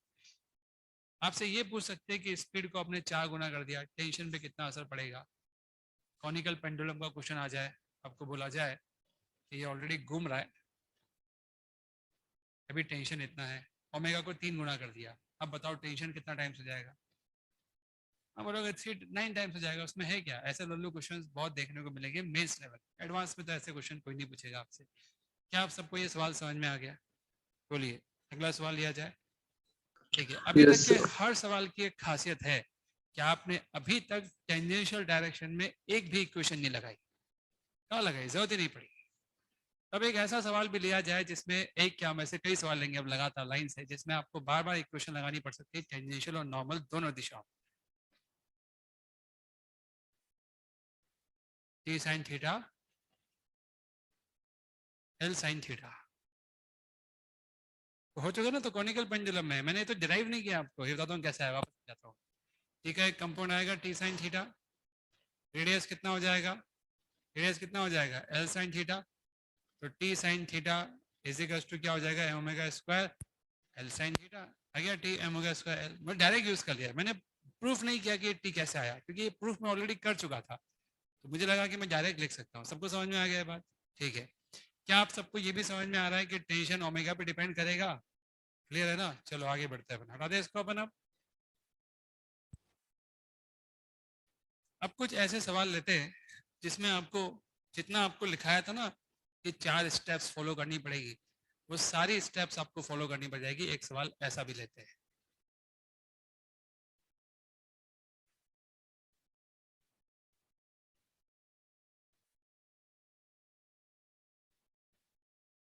ये ओमेगा से घूम रहा है, ठीक है, और हॉरिजॉन्टल प्लेन में घूम रहा है. समझ में आ रहा है कि हॉरिजॉन्टल प्लेन में इसके ऊपर ये एक स्लीव आपको दे रखी है. देखो ये एक भयानक क्वेश्चन है, इसको लेने की हिम्मत बहुत मुश्किल से होती है. हर बैच में तो लेते भी नहीं है, आपके बैच में ले रहे हैं क्योंकि मुझे लगता है आप झेल लोगे इसको. ये एक स्प्रिंग है और इसकी जो नेचुरल लेंथ है वो आपको दे रखी है L0, और आपसे पूछा जा रहा है कि इसको कांस्टेंट ओमेगा से आपने घुमा दिया, बताओ इस स्प्रिंग में इलोंगेशन कितना आएगा. ये कौन है, ये स्लीव है. स्लीव का मतलब होता है होलो सिलेंडर, जो कि इसके अंदर स्लाइड कर सकता है इधर उधर. सिलेंडर ऐसे आगे पीछे स्लाइड कर सकता है, तो ये स्लाइड कर जाएगा. और आपसे क्या पूछा जा रहा है कि इलोंगेशन कितना हुआ होगा. जब आपने इसको ओमेगा से घुमाना शुरू कर दिया होगा तो इसमें एक स्टैटिक इलोंगेशन आएगा. स्टैटिक इलोंगेशन मतलब जो लगातार कांस्टेंट बना रहेगा, वो स्टैटिक इलोंगेशन आपको निकालना है. Determine the static elongation in the string. Determine the static elongation in the string. मैं आपको इसका टॉप व्यू भी बना के दे देता हूँ, तब शायद आप क्वेश्चन को ज़्यादा ढंग से समझ पाओ कि क्या बोल रहा है. टॉप व्यू के अकॉर्डिंग 90 डिग्री ऐसा देखो आप. ये रहा आपका स्लीव, ये स्प्रिंग खिंच चुकी है. मान लो कितना इलोंगेशन आ गया x, तो kx फोर्स लग रहा होगा पीछे, और टोटल लंबाई कितनी हो गई होगी स्प्रिंग की अब L0 प्लस x. ये रस्सी की लंबाई, स्प्रिंग की लंबाई है. इसके अबाउट ये ओमेगा से घूम रहा है ऐसे. आया समझ में. किधर भी घुमे तो उससे क्या फर्क पड़ता है? किधर भी घुमे, आप तो किधर घुमाया मैंने इसको, इधर तो घुमा रहा हूँ मैं, देखो ना। नहीं लग रहा आपको अभी? कैसा लगा हमारा? दिख रहा, समझ में आ रहा है कैसे घूम रहा है? अभी समझ में आ रहा है क्या? वैसे ही घुमाया मैंने उधर। सवाल है कि बताओ एक्स कितना आएगा, एलोंगेशन कितना है। आप एलोंगेशन मानो, एक बात सुन लो, स्प्रिंग अगर कंप्रेस भी हो रही है तो आपको हमेशा क्या मानना है? एलोंगेट। एक्स अपने आप किस में निकल के आता है? माइनस में। ये कहानी हमने कब पढ़ी थी? जब हम स्प्रिंग फोर्स पढ़े थे तब पढ़ा था। तो अभी उसी चीज को फॉलो करेंगे हम। अब आपके सामने सब कुछ है, शुरू करें सवाल को। सबसे पहले सर्कल स्केच करेंगे। क्या आपको लगता है ये स्लीव सर्कुलर मोशन कर रहा है? कर रहा है। इस सर्कल का रेडियस ये होगा, एग्री? और ये वो सर्कल बना दिया मैंने जिसपे ये गोल गोल घूम रहा होगा। पहला स्टेप फॉलो किया, क्योंकि इस स्टेप में डायरेक्ट सर्कल दिख नहीं रहा था, सर्कल हमने देखा पहले। सर्कल का रेडियस हमें निकालना पड़ेगा, उसके लिए हमें कुछ एंगल वेंगल मानना पड़ेगा। तो कुछ एंगल मानना चाहोगे आप कहीं पे, जिससे कि हम कुछ कर सके? इसको मान ले थीटा एंगल। बेस अपने पास है, आर कितना आ जाएगा बताओ फटाफट।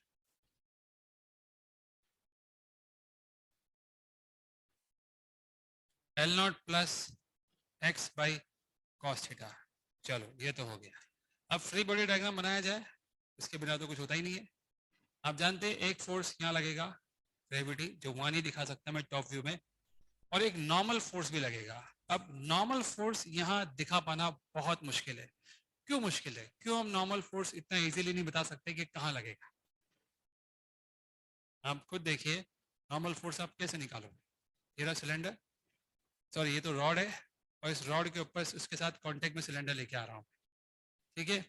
अब वो किस तरफ ज्यादा प्रेस है उसके ऊपर डिपेंड करेगा, वरना नॉर्मल तो सब तरफ लग रहा है, लाइक दिस, ये नॉर्मल लग रहा है। इन सबका नेट कुछ भी आ सकता है, हो सकता है इन सबका नेट इधर आ जाए, हो सकता है इन सबका नेट इधर आ जाए, हो सकता है इन सबका नेट जीरो आ जाए, हु नोज, कोई नहीं जानता क्या आ रहा होगा, पर कुछ ना कुछ। जैसे मान लो, ऐसा समझाता हूँ आपको, देखना, ये ऐसा सिलेंडर आपने इस पर लटका रखा है, तो ये सिलेंडर से लटका दोगे ना नीचे मास, तो आप ऐसा सिलेंडर को अंदर की तरफ, नीचे की तरफ खींचोगे, तो सिलेंडर नीचे तो नहीं आएगा, स्लीव से बाहर निकल के, इस सिलेंडर से बाहर निकल के, तो नॉर्मल का लग रहा होगा ऊपर। पर आप ये नहीं बोल सकते कि हर बार नॉर्मल ऊपर लग रहा होगा, क्योंकि यहाँ पर एक और जना है जो इसको खींच रहा होगा। कौन? के एक्स।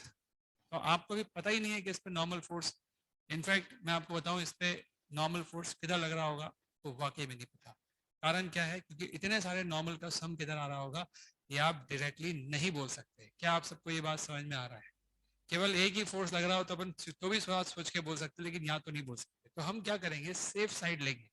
हमें खुद को नहीं पता सच क्या है, पर हम क्या लेंगे? Safe side. वो क्या होगी वो देखो, हम नॉर्मल को तिरछा मान लेंगे। पर आप तो जानते हो कि कोई फोर्स अगर तिरछा है मतलब वो इस प्लेन ऑफ सर्कुलर मोशन में नहीं है, और ना ही वो इस प्लेन ऑफ सर्कुलर मोशन के परपेंडिकुलर है। अगर आप ऊपर की तरफ मानते ना, तो आप बोलते कि हाँ सर्कुलर मोशन का प्लेन है, उसके परपेंडिकुलर हो गया, कोई कंपोनेंट लेने की जरूरत नहीं पड़ती आपको इस फोर्स की। लेकिन आप इस तरफ मानने का जोखिम नहीं उठाओगे, क्योंकि आपको पता ही नहीं है नॉर्मल किधर है। अभी तक तो हर केस में आपको सारे फोर्स नॉर्मल प्लेन सरफेस पे था ना, एक ब्लॉक था तो नॉर्मल ऊपर ही लग रहा था। इस क्वेश्चन में आपको नहीं पता नॉर्मल का लगेगा। ऐसी बात हम पहले भी कर चुके हैं एक बार। कब की थी हमने ऐसी बात? एनएलएम में। तो आप नॉर्मल को तिरछा मानो, मान लिया तिरछा। तिरछा मानने के बाद आपको उसके दो कंपोनेंट लेने पड़ेंगे, एक प्लेन में और एक कहाँ पर? तो मान लो मैंने ऐसा नॉर्मल मान लिया, तो एक कंपोनेंट ऊपर मान लेंगे, एक इस तरफ मान देंगे। जो इस तरफ आएगा और जो इस तरफ आएगा उसमें से एक तो मैंने ये दिखा दिया N1, और दूसरा मैं आपको बता दूं इस रॉड के परपेंडिकुलर इस तरफ आएगा। वहां दिखाऊं मैं आपको दूसरा वाला? रॉड के परपेंडिकुलर इस तरफ आएगा। सबको समझ में आ गया? एक कहाँ आ रहा है? ऊपर की तरफ। और एक कहाँ आ रहा है? ऐसा कुछ आ रहा है, यू एन टू। अब आया समझ में? नहीं, ये देख रहे हो आप, ये सिलेंडर देख रहे हो आप, N1 का लग रहा है ऊपर, N2 का लग रहा है इधर। अब समझ में आ गया N1 N2 का है, N1 का है, अरे ये मेरा हाथ है ना, ये स्लीव है, स्लीव, ये सिलेंडर के ऊपर स्लीव आ गई। अब मैं आपको बता रहा हूँ एन थोड़ा तिरछा आया होगा, उस एन के दो कंपोनेंट में ले रहा हूँ। मुझे नहीं पता एन किधर आया होगा, इसलिए मुझे उसको तिरछा मानना पड़ रहा है। अभी तक तो नॉर्मल मालूम पड़ रहा था एन किधर आ रहा है, अभी तो हर जगह एन लग रहा है, तो कैसे मालूम है कहाँ आएगा? तो मैंने खुद ने ही ऐसा मान लिया, सेफ साइड लेते हुए उसके दो कंपोनेंट रिजोल्व कर दिया, एक N1 और एक N2। तो जो नॉर्मल मेरा है वो ये N1 नहीं है, नॉर्मल मेरा N है। उसके मैंने क्या सर ले रखे? दो कंपोनेंट। कोई बच्चा बोल सकता है सर आपको सपना कैसे आया कि N1 और N2 इधर ही मानो? आपकी जिधर इच्छा हो उधर मान लो, पर आपको ये पता है कि नॉर्मल के दो कंपोनेंट में आपको रिजोल्व करना पड़ेगा, एक प्लेन में और दूसरा कहाँ पर, प्लेन के परपेंडिकुलर है। तो बच्चा ऐसा भी तो बोल सकता है कि सर मैं तो n2 इधर नहीं मानूंगा और मैं तो n1 भी इधर नहीं मानूंगा, क्या मानना है बोलो। आप बोलोगे सर मैं तो n1 नीचे मानूंगा और मैं n2 इधर मान लूंगा, चलेगा, कोई प्रॉब्लम नहीं है। इधर बनाया था n2 पीछे की तरफ, कोई प्रॉब्लम नहीं है। आप जिधर भी मान लो आपकी इच्छा है, आपका अपने आप n1 n2 नेगेटिव में आ जाएगा। जैसे ही n1 n2 नेगेटिव में आएगा इस केस में जैसे ही n1 या n2 नेगेटिव में आएगा, आप ये नहीं बोलोगे कि नॉर्मल खत्म हो गया, नहीं। इस केस में आप ये नहीं बोलोगे कि नॉर्मल खत्म हो गया। इस केस में अगर n1 n2 नेगेटिव आया तो आप ये बोलोगे कि n2 इस तरफ लग रहा हो, क्योंकि क्या है ना, इस केस में n2 के दोनों तरफ लगने की संभावना है, इस तरफ भी n1 के दोनों तरफ लगने की संभावना है। आपने नीचे माना है, समझ में आ गया। वैसे n1 तो नेगेटिव आ ही गया होगा, यस सर, दिखे गया होगा आपको, तो अपन n1 ऊपर ही मान ले। चलो यही चलने दो, यस सर, चलने दो ये। रेडी हो, इतना मैच्योर हो आपके, चला लोगे आप इससे। माइनस में आएंगे दोनों, इससे बोल रहा पहले, ठीक है। चलिए, वैसे हमें n1 n2 निकालना नहीं है, हमारा मकसद क्या है, इलॉन्गेशन निकालना। मैं इक्वेशन लिखूंगा, सॉल्व आप कर लेना घर पे जाके, इच्छा हो तो, वरना इक्वेशन लिख के क्वेश्चन छोड़ देंगे। अब बताओ कौन कौन से फोर्स और लग रहे हैं। नॉर्मल तो बना दिया अपन ने, ग्रेविटी बना दिया, और कौन सा, स्प्रिंग फोर्स। तो इस तरफ लग रहा होगा, कितना लग रहा होगा, kx। हो गए सारे फोर्स। फ्रिक्शन नहीं है, there is no friction, friction इस क्वेश्चन में नहीं है। जब तक मैं ना बोलूँ फ्रिक्शन को तो आप बहुत दूर रखो साइड में, क्योंकि फ्रिक्शन बहुत खतरनाक चीज है, उससे हमें बचना है। हर टाइम फ्रिक्शन ला देंगे तो फिर क्वेश्चन कैसे करेंगे, समझ गए। तो यहाँ फ्रिक्शन जैसी कोई चीज नहीं है। अगर होगी एक क्वेश्चन में फ्रिक्शन भी लाएंगे आप, ये तो समझ में आ गया ना क्वेश्चन। अब क्या आपने पहला स्टेप कर लिया, सर्कल बनाने वाला, yes. Free body diagram, yes. क्या फोर्स को रिजॉल्व भी कर दिया आपने, यस कर दिया। नॉर्मल था एक तिरछा, उसको आपने दो कंपोनेंट में रिजॉल्व किया। आपको नॉर्मल पता ही नहीं था किधर है, आपने उसको तिरछा मान लिया, क्योंकि तिरछा मानने में कोई गुनाह नहीं है, और आपने दोनों दिशाओं में मान लिया, एक प्लेन में और उसमें। अब मैंने आपको ये बताया था कि जो फोर्स आपको इस प्लेन ऑफ सर्कुलर मोशन में मिल जाए, कितने फोर्स दिख रहे हैं आपको, दो। कौन कौन से, kx और n2। इन दोनों को देखो, ये रेडियल डायरेक्शन और टेंजेंशियल में नहीं है, दिख रहा है क्या आपको। इन दोनों को देखोगे तो ये कहाँ नहीं है, रेडियल और टेंजेंशियल दोनों तरफ नहीं है। तो कंपोनेंट लो इनके भी, एक कंपोनेंट आएगा इस तरफ kx cos थीटा, और एक आएगा टेंजेंशियल डायरेक्शन में, यानी इस तरफ kx sin थीटा। क्या आप सबको ये बात समझ में आ गई, बोलिए। आप यस सर, सोचो क्या ये क्वेश्चन मैं किसी नॉर्मल बैच में ले सकता हूँ, पॉसिबल ही नहीं है, मेरी हिम्मत ही नहीं है कि इस क्वेश्चन को लेने की। आप देखो ना, आप में से कईयों को चक्कर आ रहा होगा क्यों करवा रहे हैं क्वेश्चन, लेकिन इसी लेवल का क्वेश्चन आएगा एडवांस में। अगर सर्कुलर मोशन में कोई टफ क्वेश्चन आएगा तो इजी भी आ सकता है, और ये अच्छा क्वेश्चन है। तो kx cos theta kx sin theta आ चुका है। ये n2 दिख रहा है आपको, मैंने जो आपको लिखाया है तो वो इसी में यूज हो रहा है। जितना मैंने आपको लिखाया था ना, ये करना पड़ेगा 5 स्टेप, वो सारी इसी में हो रही है। और किसी क्वेश्चन में क्या हो, ये सारी यूज है ना, समझ में आ रहा है कि नहीं आ रहा। ये जो force plane of circular motion में, इसके भी दो कंपोनेंट लेने पड़ेंगे, एक रेडियल में, रेडियल मतलब ये लाइन होती है, कितना आएगा कंपोनेंट, ये थीटा है, ये पूरा 90 है, 90 माइनस थीटा हो जाएगा, तो ये कंपोनेंट आ जाएगा n2 sin थीटा, तो ये कंपोनेंट बन जाएगा n2 cos थीटा। गया विदाउट, तो सारे स्टेप फॉलो हो गए रिजॉल्व करने के। अब तो इक्वेशन लिखने की बारी है। एक इक्वेशन लिखते हैं अपन perpendicular to plane of circular motion में, जिसका नेट फोर्स अपन सीधा ही जीरो बोलते हैं। बताओ कौन है वो, n1 प्लस mg is equal to zero. ऐसे n1 मिल गया, नेगेटिव में आ गया, मतलब ऊपर है। आगे समझ में, एक चीज तो मिली, पर ये तो पूछा ही नहीं आपसे, इसको हासिल करके भी क्या कर लोगे आप, कोई बात नहीं। अब अपन रेडियल डायरेक्शन में इक्वेशन लिखते हैं। रेडियल में आपको एक फोर्स दिख रहा है kx cos थीटा, और कौन दिख रहा है, minus n2 sin theta is equal to आप लिखोगे an कितना होता है, ओमेगा स्क्वायर r। याद आ रहा है क्या आपको सब कुछ, यस सर, तो ओमेगा स्क्वायर r, और r की जगह क्या लिखना पड़ेगा, kx cos theta minus n2 sin theta m omega square. r की जगह हमने निकाला था ना कुछ पूरा, L not plus x upon cos theta. ये दूसरी इक्वेशन हो गई। एक और इक्वेशन लिखते थे टेंजेंशियल डायरेक्शन में, जो अभी तक नहीं लिखी हमने एक बार, और अब लिखेंगे ना। ये बताओ, इसका ओमेगा तो कांस्टेंट ही है, तो अगर पार्टिकल का ओमेगा कांस्टेंट है तो अल्फा कितना होगा, जीरो। भूल जाते हो आप, ओमेगा अगर कांस्टेंट है तो अल्फा होता है D omega by D T, वो कितना हो जाएगा, जीरो।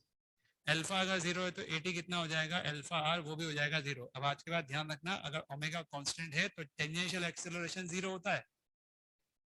क्या स्पीड कांस्टेंट है तब भी टेंजेंशियल एक्सेलरेशन कितना होता है, जीरो।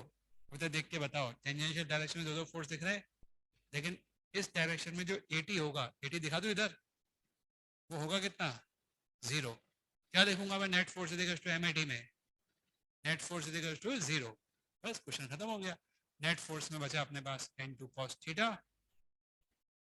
फिर बचा प्लस kx sin थीटा, और उस सब को आप लिखोगे 0 के बराबर, क्योंकि टेंजेंशियल एक्सेलरेशन है ही नहीं, इसलिए। अगर वो होता तो लिखता मैं। कितनी इक्वेशन आ गई, 3। नंबर ऑफ अननोन कितने हमारे पास, बताओ भाई।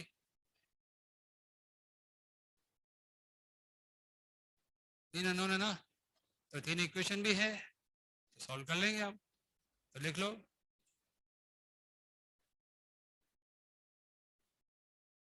जैसा वहां दिख रहा है ना वही यहाँ बना लो आप, जैसा वहां दिख रहा है ना आपको, वैसा यहाँ बना लो। यहाँ पे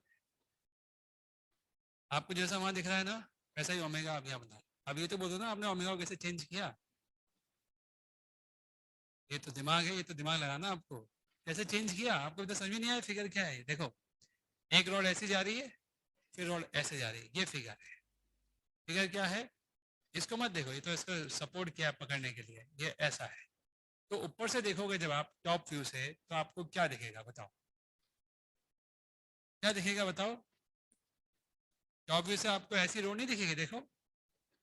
ये नहीं आया था समझ में आपको, पूरा क्वेश्चन कर लिया, तो समझ में नहीं आएगा किसी को। हाँ, दो चीज ऐसी है, ये एक सीधी जा रही है और एक ऐसी जा रही है, और ये ऐसे घूम रहा है। अब ऊपर से देखोगे तो आपको एल शेप का रॉड दिखेगा आपको, और उसमें एक एंड पे स्प्रिंग लगी हुई है। ऑनलाइन में जो बच्चा बैठा है उसको समझ में आया कुछ, आया सर। यस सर, आ गया। टफ सवाल है ये, इसको समझने की कोशिश करो। इस सवाल में वो सब कुछ लगाया हमने जो आपको पहली बार लिखाया था कि सर्कुलर मोशन के सवाल में ये करना पड़ेगा। ठीक है, अभी एक और सवाल लेते हैं जिसमें जो एक 80 भी 0 है ना, वो 80 भी आ जाएगा। अब एक ऐसा सवाल भी लेते हैं, ठीक है, ताकि आपको एहसास हो कि वो जो लिखाया था आपको वो फालतू ही लिखाया था, उसकी लगातार यूज हो रहा है। ठीक है, फिर अगली क्लास में हम सूडो फोर्स से करेंगे, यानी कुछ क्वेश्चन को हम सूडो फोर्स से भी करके दिखाएंगे, तो इससे भी ज़्यादा जल्दी हो जाते हैं। तो सूडो फोर्स भी एक भयानक चीज़ है, उसको भी समझना बड़ा मुश्किल काम है। चलिए आगे बढ़े अपन। और सूडो फोर्स में तो अपन उस डेरिवेशन कर भी नहीं पाएंगे, बहुत टफ हो जाए। लिखना है आपको भी, लिखो भाई लिखो।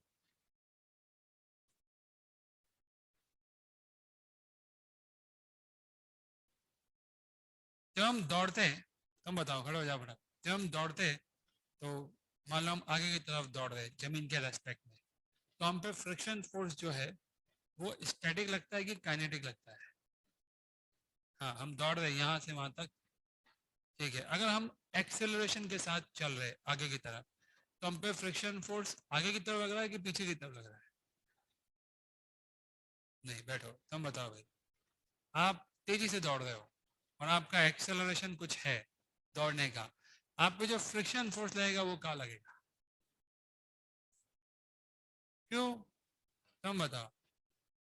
ये जो फ्रिक्शन लगेगा आपके दौड़ने या चलने के समय, ये स्टैटिक लगेगा या काइनेटिक लगेगा? काइनेटिक क्यों लगेगा, स्टैटिक लगेगा। बैठ जाओ। आप चलते हो, दौड़ते हो, आपका गाड़ी चलता है, ये सब अगर ये चल रहे हैं बिना फिसले, तो ये सब स्टैटिक फ्रिक्शन की देन से चल रहे हैं। काइनेटिक फ्रिक्शन से चीजें घिसती है, चलती नहीं है। ठीक है, चलो कोई बात नहीं। आप लोगों को पता होना चाहिए कि ये आपका पाँव है, देखना आप कि पाँव ये दौड़ रहा है ना आपका, ठीक है। जब आपका पाँव दौड़ता है तो ये पाँव उठा के आप आगे लाते हो, उस समय तक एक पाँव आपका जमीन पर रहता है और वो जमीन पे चुपचाप बना रहता है, हिलता नहीं है। अगर वो हिल गया तो आप दौड़ नहीं पाओगे, आप फिसल जाओ।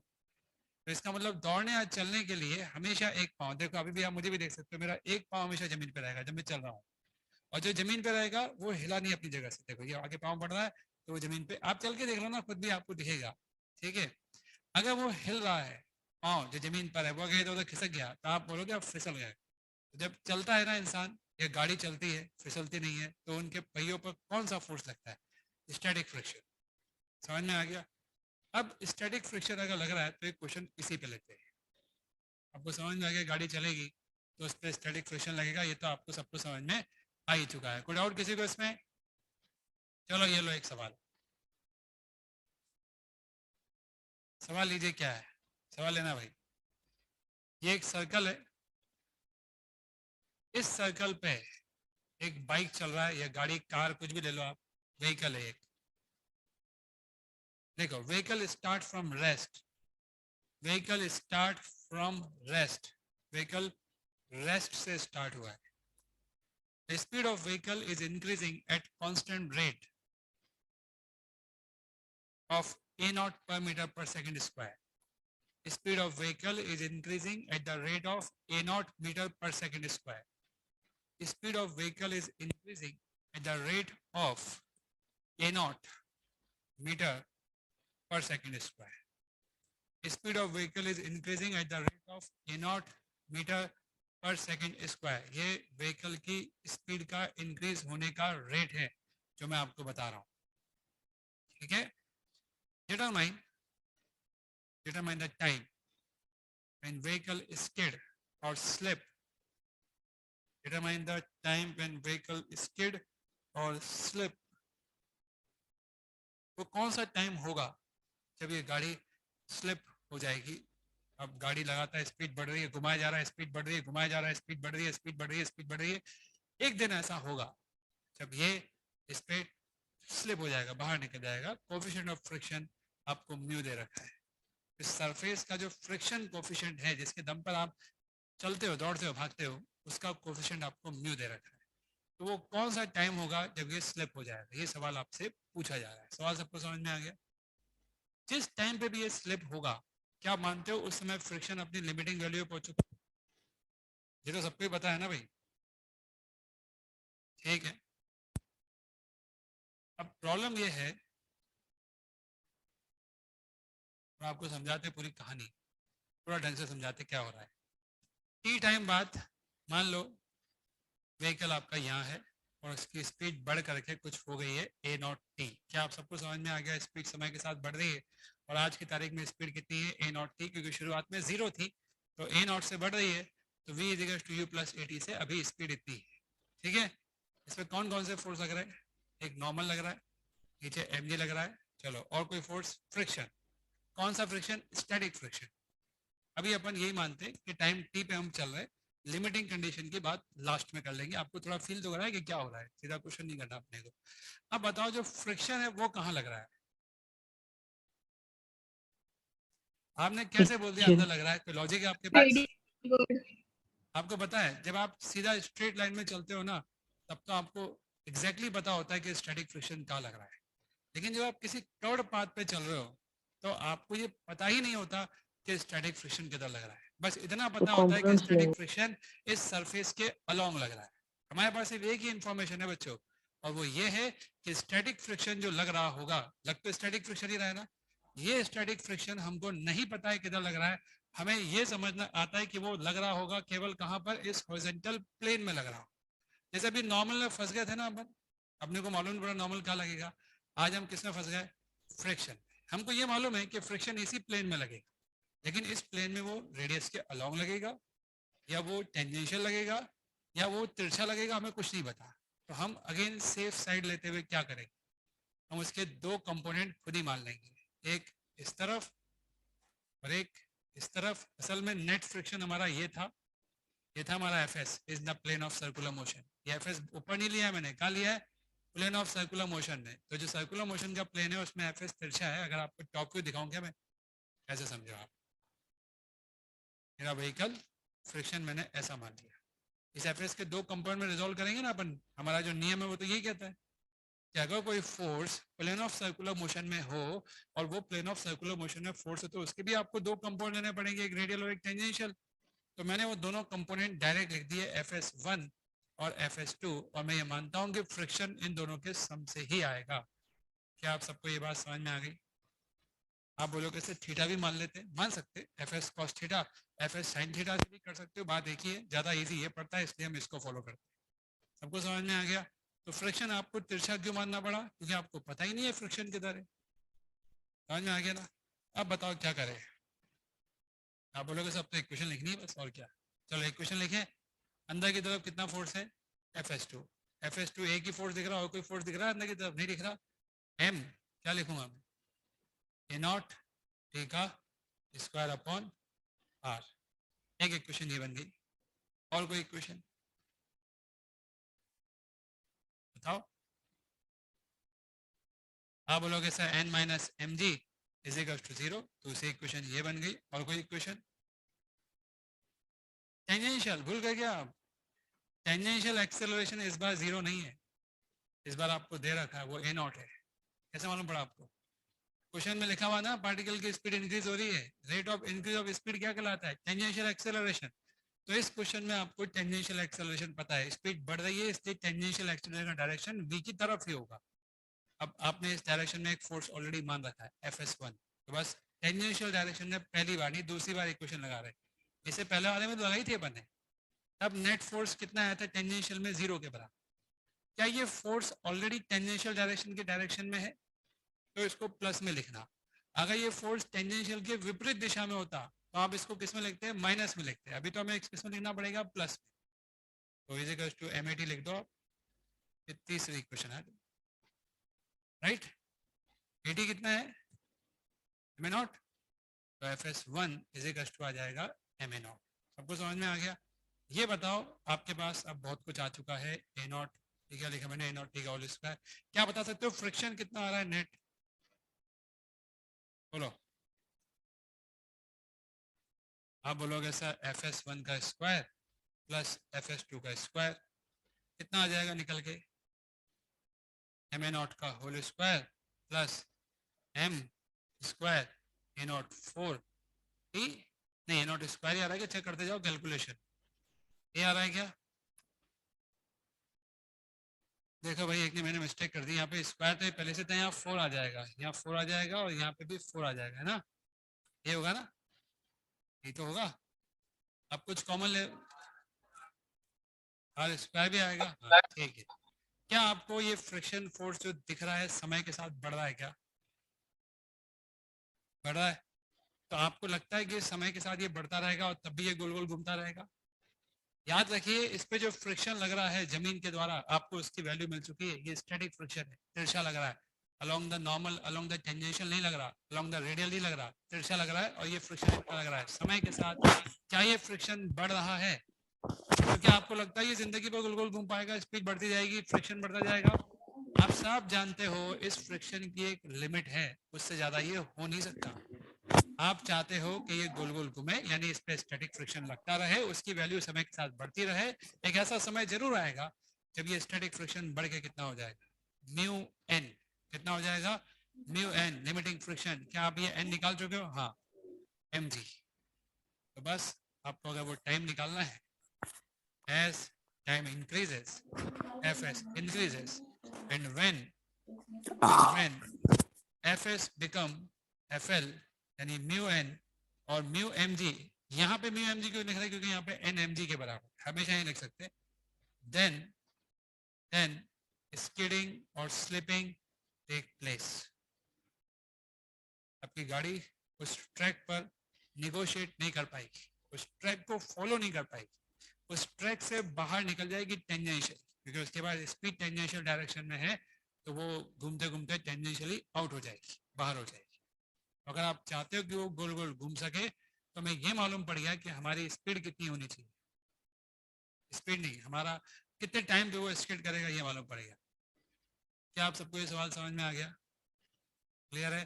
तो आपने पिछले 3 सवालों में क्या सीखा कि कई बार ऐसा होगा जब फोर्स इधर उधर होंगे और आपको क्या लेने पड़ेंगे?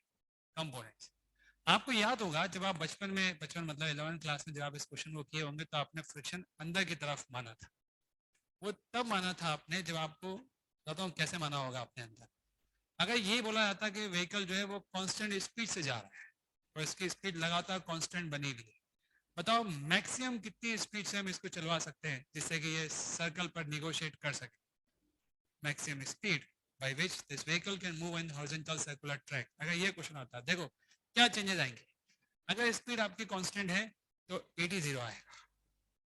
एग्री? ये बात समझ में आ गया? यहाँ 80 लिखेंगे, 20 लिखेंगे जो स्पीड है। अब सोचिए उस केस में भी हम फ्रिक्शन के 2 ही डायरेक्शन मानेंगे, क्योंकि वहां भी हमको नहीं पता फ्रिक्शन किधर है। लेकिन वहां पर जब आप इस डायरेक्शन में इक्वेशन लिखोगे, इस डायरेक्शन में देखो आप लिख रहे हो क्या टेंजेंशियल डायरेक्शन में, तो इसको क्या लिखोगे 0। उस केस में FS1 कितना आता है 0। तो फिर हम रट लेते हैं कि अगर सर्कुलर ट्रैक पर पार्टिकल कांस्टेंट स्पीड से मूव करेगा तो हम रट लेंगे कि उस पर फ्रिक्शन हमेशा क्या लगेगा, अंदर की तरफ। लेकिन फैक्ट तो ये है कि वहां भी पता नहीं होता हमको कि फ्रिक्शन क्या लग रहा है। आप पहले से अंदर नहीं मान सकते, आपको मानना तो वहां भी क्या पड़ेगा, तिरछा। उस तिरछे में से टेंजेंशियल कंपोनेंट कितना निकल के आया 0। क्यों निकल के आया 0 तुम बताओ। तुम बताओगे क्यों आया 0। क्या पूछा तुमसे, कुछ समझ में आ रहा है, तुम नींद में चल रहे हो बताओ, पूछा क्या है या नींद में चल रहे हो। नींद, हटो पीछे वाला खड़ो जाओ तुम। फ्रिक्शन, जब एक सर्कुलर ट्रैक पर व्हीकल चलेगा तो क्या फ्रिक्शन हमेशा इसी प्लेन में होगा, इसी प्लेन में होगा कि नहीं होगा ये बताओ। वेरी गुड, खड़ो जाओ तुम। इस प्लेन में जो फ्रिक्शन होगा क्या हम दावा कर सकते हैं वो हमेशा इधर ही होगा। बैठ जाओ, सब नींद में हो। ऐसा कोई बच्चा भी है क्या जिसको समझ में आया, कुछ हाथ लगा करो। कोई बच्चा है मैं उसको पढ़ा दूंगा, मुझे कोई प्रॉब्लम नहीं है। जो बच्चा पढ़ सकता है उसको तो पढ़ाऊंगा कम से कम मैं, जो नहीं झेल पाएगा उसको कैसे झेलाएंगे अपन। सर पढ़ने आया। वाले बच्चों आपको कुछ समझ में आया यस क्या, सर, आया सर, पूरा यस है। सर आया। यस सर, समझ में आया सर। आ गया समझ में, ठीक है। फिर क्या है ना, मतलब मैं फिर क्वेश्चन लेने में मुझे बहुत बेकार लगता है, क्योंकि अगर किसी बच्चे को समझ में नहीं आया तो मैं ऐसे क्वेश्चन लूँ ही क्यों। पर आपकी शीट में मिलेंगे आपको ऐसे क्वेश्चन, ये मैं सोचना है कुछ नहीं मिलेगा, शीट में सब मिलेगा। अब आप 2 एक्सरसाइज ना करो, 3rd एक्सरसाइज या 2 का पार्ट 1 पार्ट 2 पार्ट 3 ना करो तो अलग बात है। केवल 1 कर रहे तो नहीं मिलेंगे आपको ऐसे सवाल। अगर आप उसमें आगे जाते हो तो आपको मिलेंगे, इस टाइप की वेराइटी आपको मिलेगी, ऐसा हो रहा है वैसा हो रहा है ये हो रहा है, इसलिए बताना पड़ता है। दूसरा क्या है, मैं डायरेक्ट ही समझाया था ऐसा कर दो, लेकिन मैं आपको ये समझा रहा हूँ कि आप फ्रिक्शन इधर डायरेक्ट नहीं मान सकते, कभी नहीं मान सकते। इवन जब ओमेगा कांस्टेंट है तब भी नहीं मान सकते। लिख लो आप, अगर ये व्हीकल कांस्टेंट स्पीड से मूव कर रहा होता, अगर ये vehicle, if this vehicle is moving with constant speed then 80 would be 0. if this vehicle is moving, अगर ये व्हीकल कांस्टेंट स्पीड से मूव कर रहा होता तो 80 0 होता। अगर ये व्हीकल कांस्टेंट स्पीड से मूव कर रहा होता तो 80 0 आता। In that case equation 3rd लिखना वापस से, equation 3rd put 80 is equal to 0 ऐसे लिखो ताकि आपको पता चले कि FS1 0 हो जाता है। now FS is just FS2, so in such case FS is radial in direction। तो याद रखना ये रेडियल इन डायरेक्शन केवल कब होगा, कब होगा, स्पीड कैसी होगी, कांस्टेंट होगी। कांस्टेंट स्पीड के केस में आप ये डायलॉग बोल सकते हो, और अगर स्पीड बदल रही है लगातार तो आप ये डायलॉग बोलने की हिमाकत मत करना, ये गलत हो जाएगा आपके साथ। समझ गए, डाउट किसी को इसमें। इसी क्वेश्चन का एक और वर्जन लेते हैं अपन, सेम क्वेश्चन बस थोड़ा सा डिफरेंट स्टाइल। लिख लो आप। सर इसमें टाइम पीरियड कैसे निकालते हैं? Time period of circular motion निकालना है आपको, तो वो तो आपको स्पीड दे रखी है, रेडियस दे रखा है 2πr/v। Yes sir. अगर आपसे कोई ये पूछे इस क्वेश्चन में कांस्टेंट स्पीड से चल रहा है तो बताओ मैक्सिमम कितनी स्पीड से गाड़ी चला सकता है, निकाल सकते हो। कौन सी इक्वेशन लगाएंगे हम, FS2। इसमें ये तो आएगा ही नहीं, सिर्फ v लिखना पड़ेगा। एक क्वेश्चन लिखो आप, पहले सिंपल क्वेश्चन लिखो फिर थोड़ा टफ क्वेश्चन लिखना। ये एक हॉरिजॉन्टल ट्रैक है और मैं आपसे पूछ रहा हूँ कि हॉरिजॉन्टल ट्रैक पे व्हीकल अपनी मैक्सिमम कितनी स्पीड रख सकता है। Determine the maximum speed by which this particle can negotiate a circular horizontal track. Determine the maximum speed at which particle can negotiate a circular track of radius r. Determine the maximum speed at which particle can negotiate the circular track of radius r. Determine the maximum speed at which particle can negotiate a curve or circle of radius r. Radius r का circle वो negotiate कर सके, उसके लिए आपसे पूछा जा रहा है कि मैक्सिमम कितनी स्पीड पर हम उसको चला सकते हैं कि वो गोल गोल घूम जाए। ये सवाल आपसे पूछा जा रहा है। समझ गया सवाल क्या पूछा जा रहा है, root mu G by R. तो कैसे करेंगे हम इसको सॉल्व बताओ। अब तो आपको पता है एक ऊपर लगेगा एक नीचे लगेगा mg, और अब तो डायरेक्ट पता है कि फ्रिक्शन अंदर लगेगा, पता ही है ना आपको फ्रिक्शन, और इसकी स्पीड v है, तो fs कितना आ जाएगा, mv स्क्वायर बाई आर। ये कैसे लिख दिया मैंने, इसका नॉर्मल एक्सेलरेशन कितना होगा, v स्क्वायर बाई आर अंदर की तरफ, और अंदर की तरफ एक ही फोर्स लग रहा है fs, और तो कोई फोर्स है ही नहीं, तो ये आ जाएगा। जितनी ज़्यादा स्पीड होगी स्टैटिक फ्रिक्शन की डिमांड उतनी ही ज़्यादा होगी। ये डिमांड कौन पूरी करेगा, जमीन। पर जमीन मैक्सिमम कितनी डिमांड पूरी कर सकता है, म्यू एन, ठीक है। तो एफ एस जो भी आपका है वो less than f s l होता है, तो m we square by r की value less than mu n हो जाएगी। और यहाँ से आपको मालूम पड़ता है कि मैक्सिमम कितनी स्पीड से वो चल सकता है, घूम सकता है, वो कितना आ रहा है बताओ देख के, म्यू जी आर का स्क्वायर रूट, ये आ रहा है ना। तो अगर आर कम हुआ, अगर आर कम हुआ तो वो जो मैक्सिमम स्पीड है जिससे वो गोल घूम सकता है वो भी कम हो जाए। बड़े रेडियस पे आप ज्यादा स्पीड पे भी घूम सकते हैं। हाँ, मैक्सिमम कांस्टेंट स्पीड से आपको निगोशिएट करना है। एक्सेलरेशन वाला केस तो पढ़ा दिया ना आपको मैंने पहले बहुत ढंग से। अब इजी भी तो पढ़ाएंगे, सबकी चीज एक्सेलरेशन कराएंगे, कब तक कराएंगे, समझ में आ गया। उसमें तो अपन ने बता ही दिया किस टाइम पे वो स्किड होता है। यहाँ पे तो वो पहली बार में स्किड हो जाएगा अगर आपकी वेलोसिटी इससे बड़ी है। सुना होगा ना आपने, कृपया गाड़ी धीरे चलाए, आगे क्या है, मोड़ है, कौन सा मोड़ है, अंधा मोड़ है। ऐसा लिखा हुआ आता है ना, U-turn। वो इसीलिए लिखा आता है कि अगर आपका तिरछा मोड़ जल्दी मोड़ आ रहा है तो कम कर्वेचर का आ रहा है, कम रेडियस का आ रहा है, कर्वेचर ज्यादा है, क्या उसको बोलते हैं, बहुत टेढ़ा सा मोड़ है, आगे सावधान गाड़ी चलाइए, शार्प टर्न, इंग्लिश में लिखा आता है शार्प टर्न, यस, हिंदी में पढ़ा है मैंने कई जगह।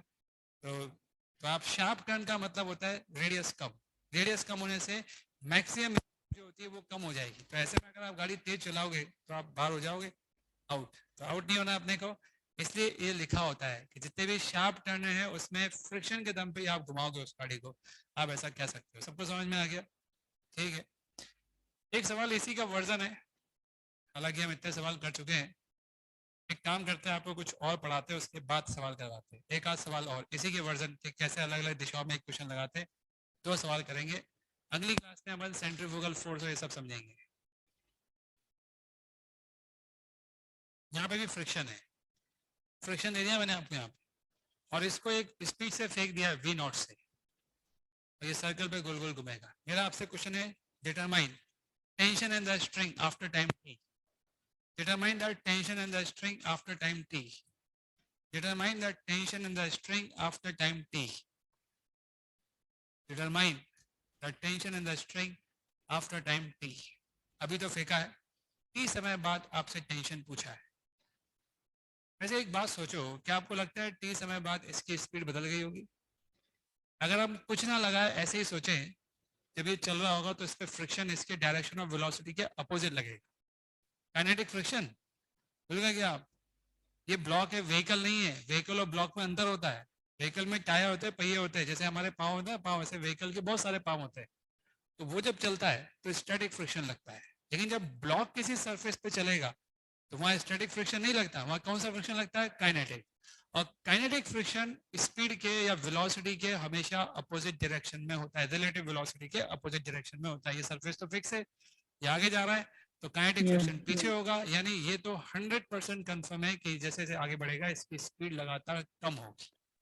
तभी तो आपसे टी टाइम बाद पूछा है कि टेंशन कितना होगा।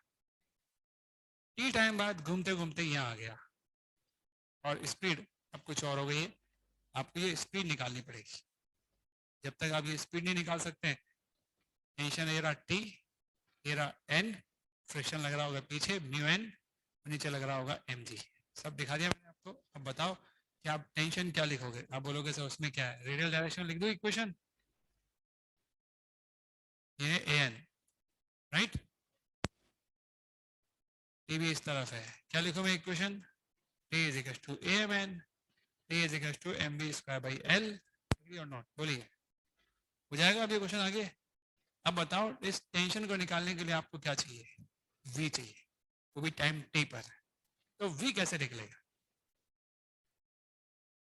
आपको पता है जब आपको टाइम t बाद स्पीड निकालनी हो तो आपके पास होना चाहिए टेंजेंशियल एक्सेलरेशन।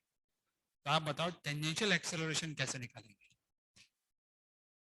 जिस तरफ पार्टिकल की स्पीड होती है ना, हम टेंजेंशियल एक्सेलरेशन हमेशा उधर ही मानते हैं जब खुद मानते हैं तब। निकालो कितना आ रहा है ये। टेंजेंशियल एक्सेलरेशन निकालने के लिए आपको इक्वेशन किधर लगानी पड़ेगी? Tangential direction. लगाओ इस डायरेक्शन में इक्वेशन, लगा दो। मैं कोई फोर्स दिख रहा है आपको इस तरफ? आप बोलोगे हाँ सर दिख रहा है, तो वो 80 के अपोजिट दिशा में है। अच्छा n माइनस एम जी कितना है?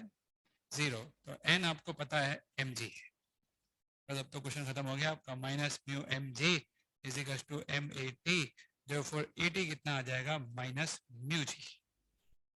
राइट, 80 आ गया minus mu G. Tangential acceleration आ चुका है। कांस्टेंट है कि वेरिएबल है? कांस्टेंट। कांस्टेंट है तब तो वेलोसिटी ऐसे ही निकाल लेंगे अपन, टी टाइम बाद स्पीड निकालनी है तो।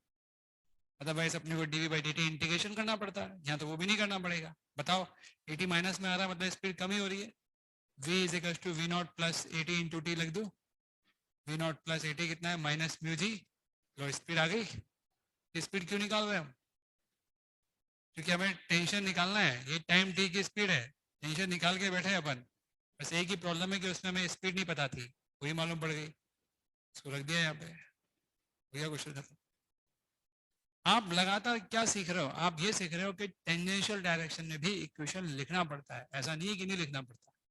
पहले के शुरुआत के किसी क्वेश्चन में लिखना नहीं पड़ा होगा आप, लेकिन जिन क्वेश्चनों में स्पीड बदल रही है उन सभी क्वेश्चनों में आपको क्या लिखना पड़ता है? Tangential acceleration. क्योंकि जिन क्वेश्चनों में स्पीड बदल रही है उसमें उस डायरेक्शन में कोई फोर्स होता होगा। वो फोर्स कई बार फ्रिक्शन होता है। हमने अलग अलग केसेस में अलग अलग लोगों को देखा है। याद आ रहा है कि नहीं आ रहा आपको? सबको समझ में आ रहा है बात? अरे आपके सामने है सब कुछ। कम क्यों हो रहा है देख लो आप। स्पीड कम हो रही है ना उसकी। स्पीड कम होगी तो टेंशन क्या होगा? कम होगा। समझ में आया कि नहीं आया? क्या आप सबको समझ में आ गया? क्वेश्चन पूछना बहुत आसान होता है, लेकिन एक बार पूछने से पहले खुद भी सोचा करो कि क्या पूछ रहा। नहीं, एक बार तो सोचना चाहिए ना। जैसे तुम्हारे बाजू वाले ने बता दिया तुमको, देखो उसका दिमाग अभी सही चल रहा है। ठीक है, टाइम हो जाता है ना 1 बजे के बाद, दिमाग ठप हो जाता है लोगों का, यार ये कब तक चलेगा। चलो अब अपन क्लास बंद करते हैं, अपन अगली क्लास में और क्वेश्चन करेंगे।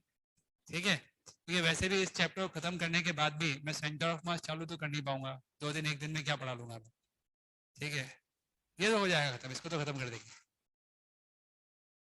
अगली क्लास में हम इस पे 1-2 क्वेश्चन और करेंगे और उसके बाद हम करेंगे सेंट्रीफ्यूगल फोर्स अगली क्लास में। कल भी अपनी क्लास 11:30 से 1 ही गया। एक बार तो आ रही होगी कभी तो, कभी तो आ रही होगी 11:30 से 1।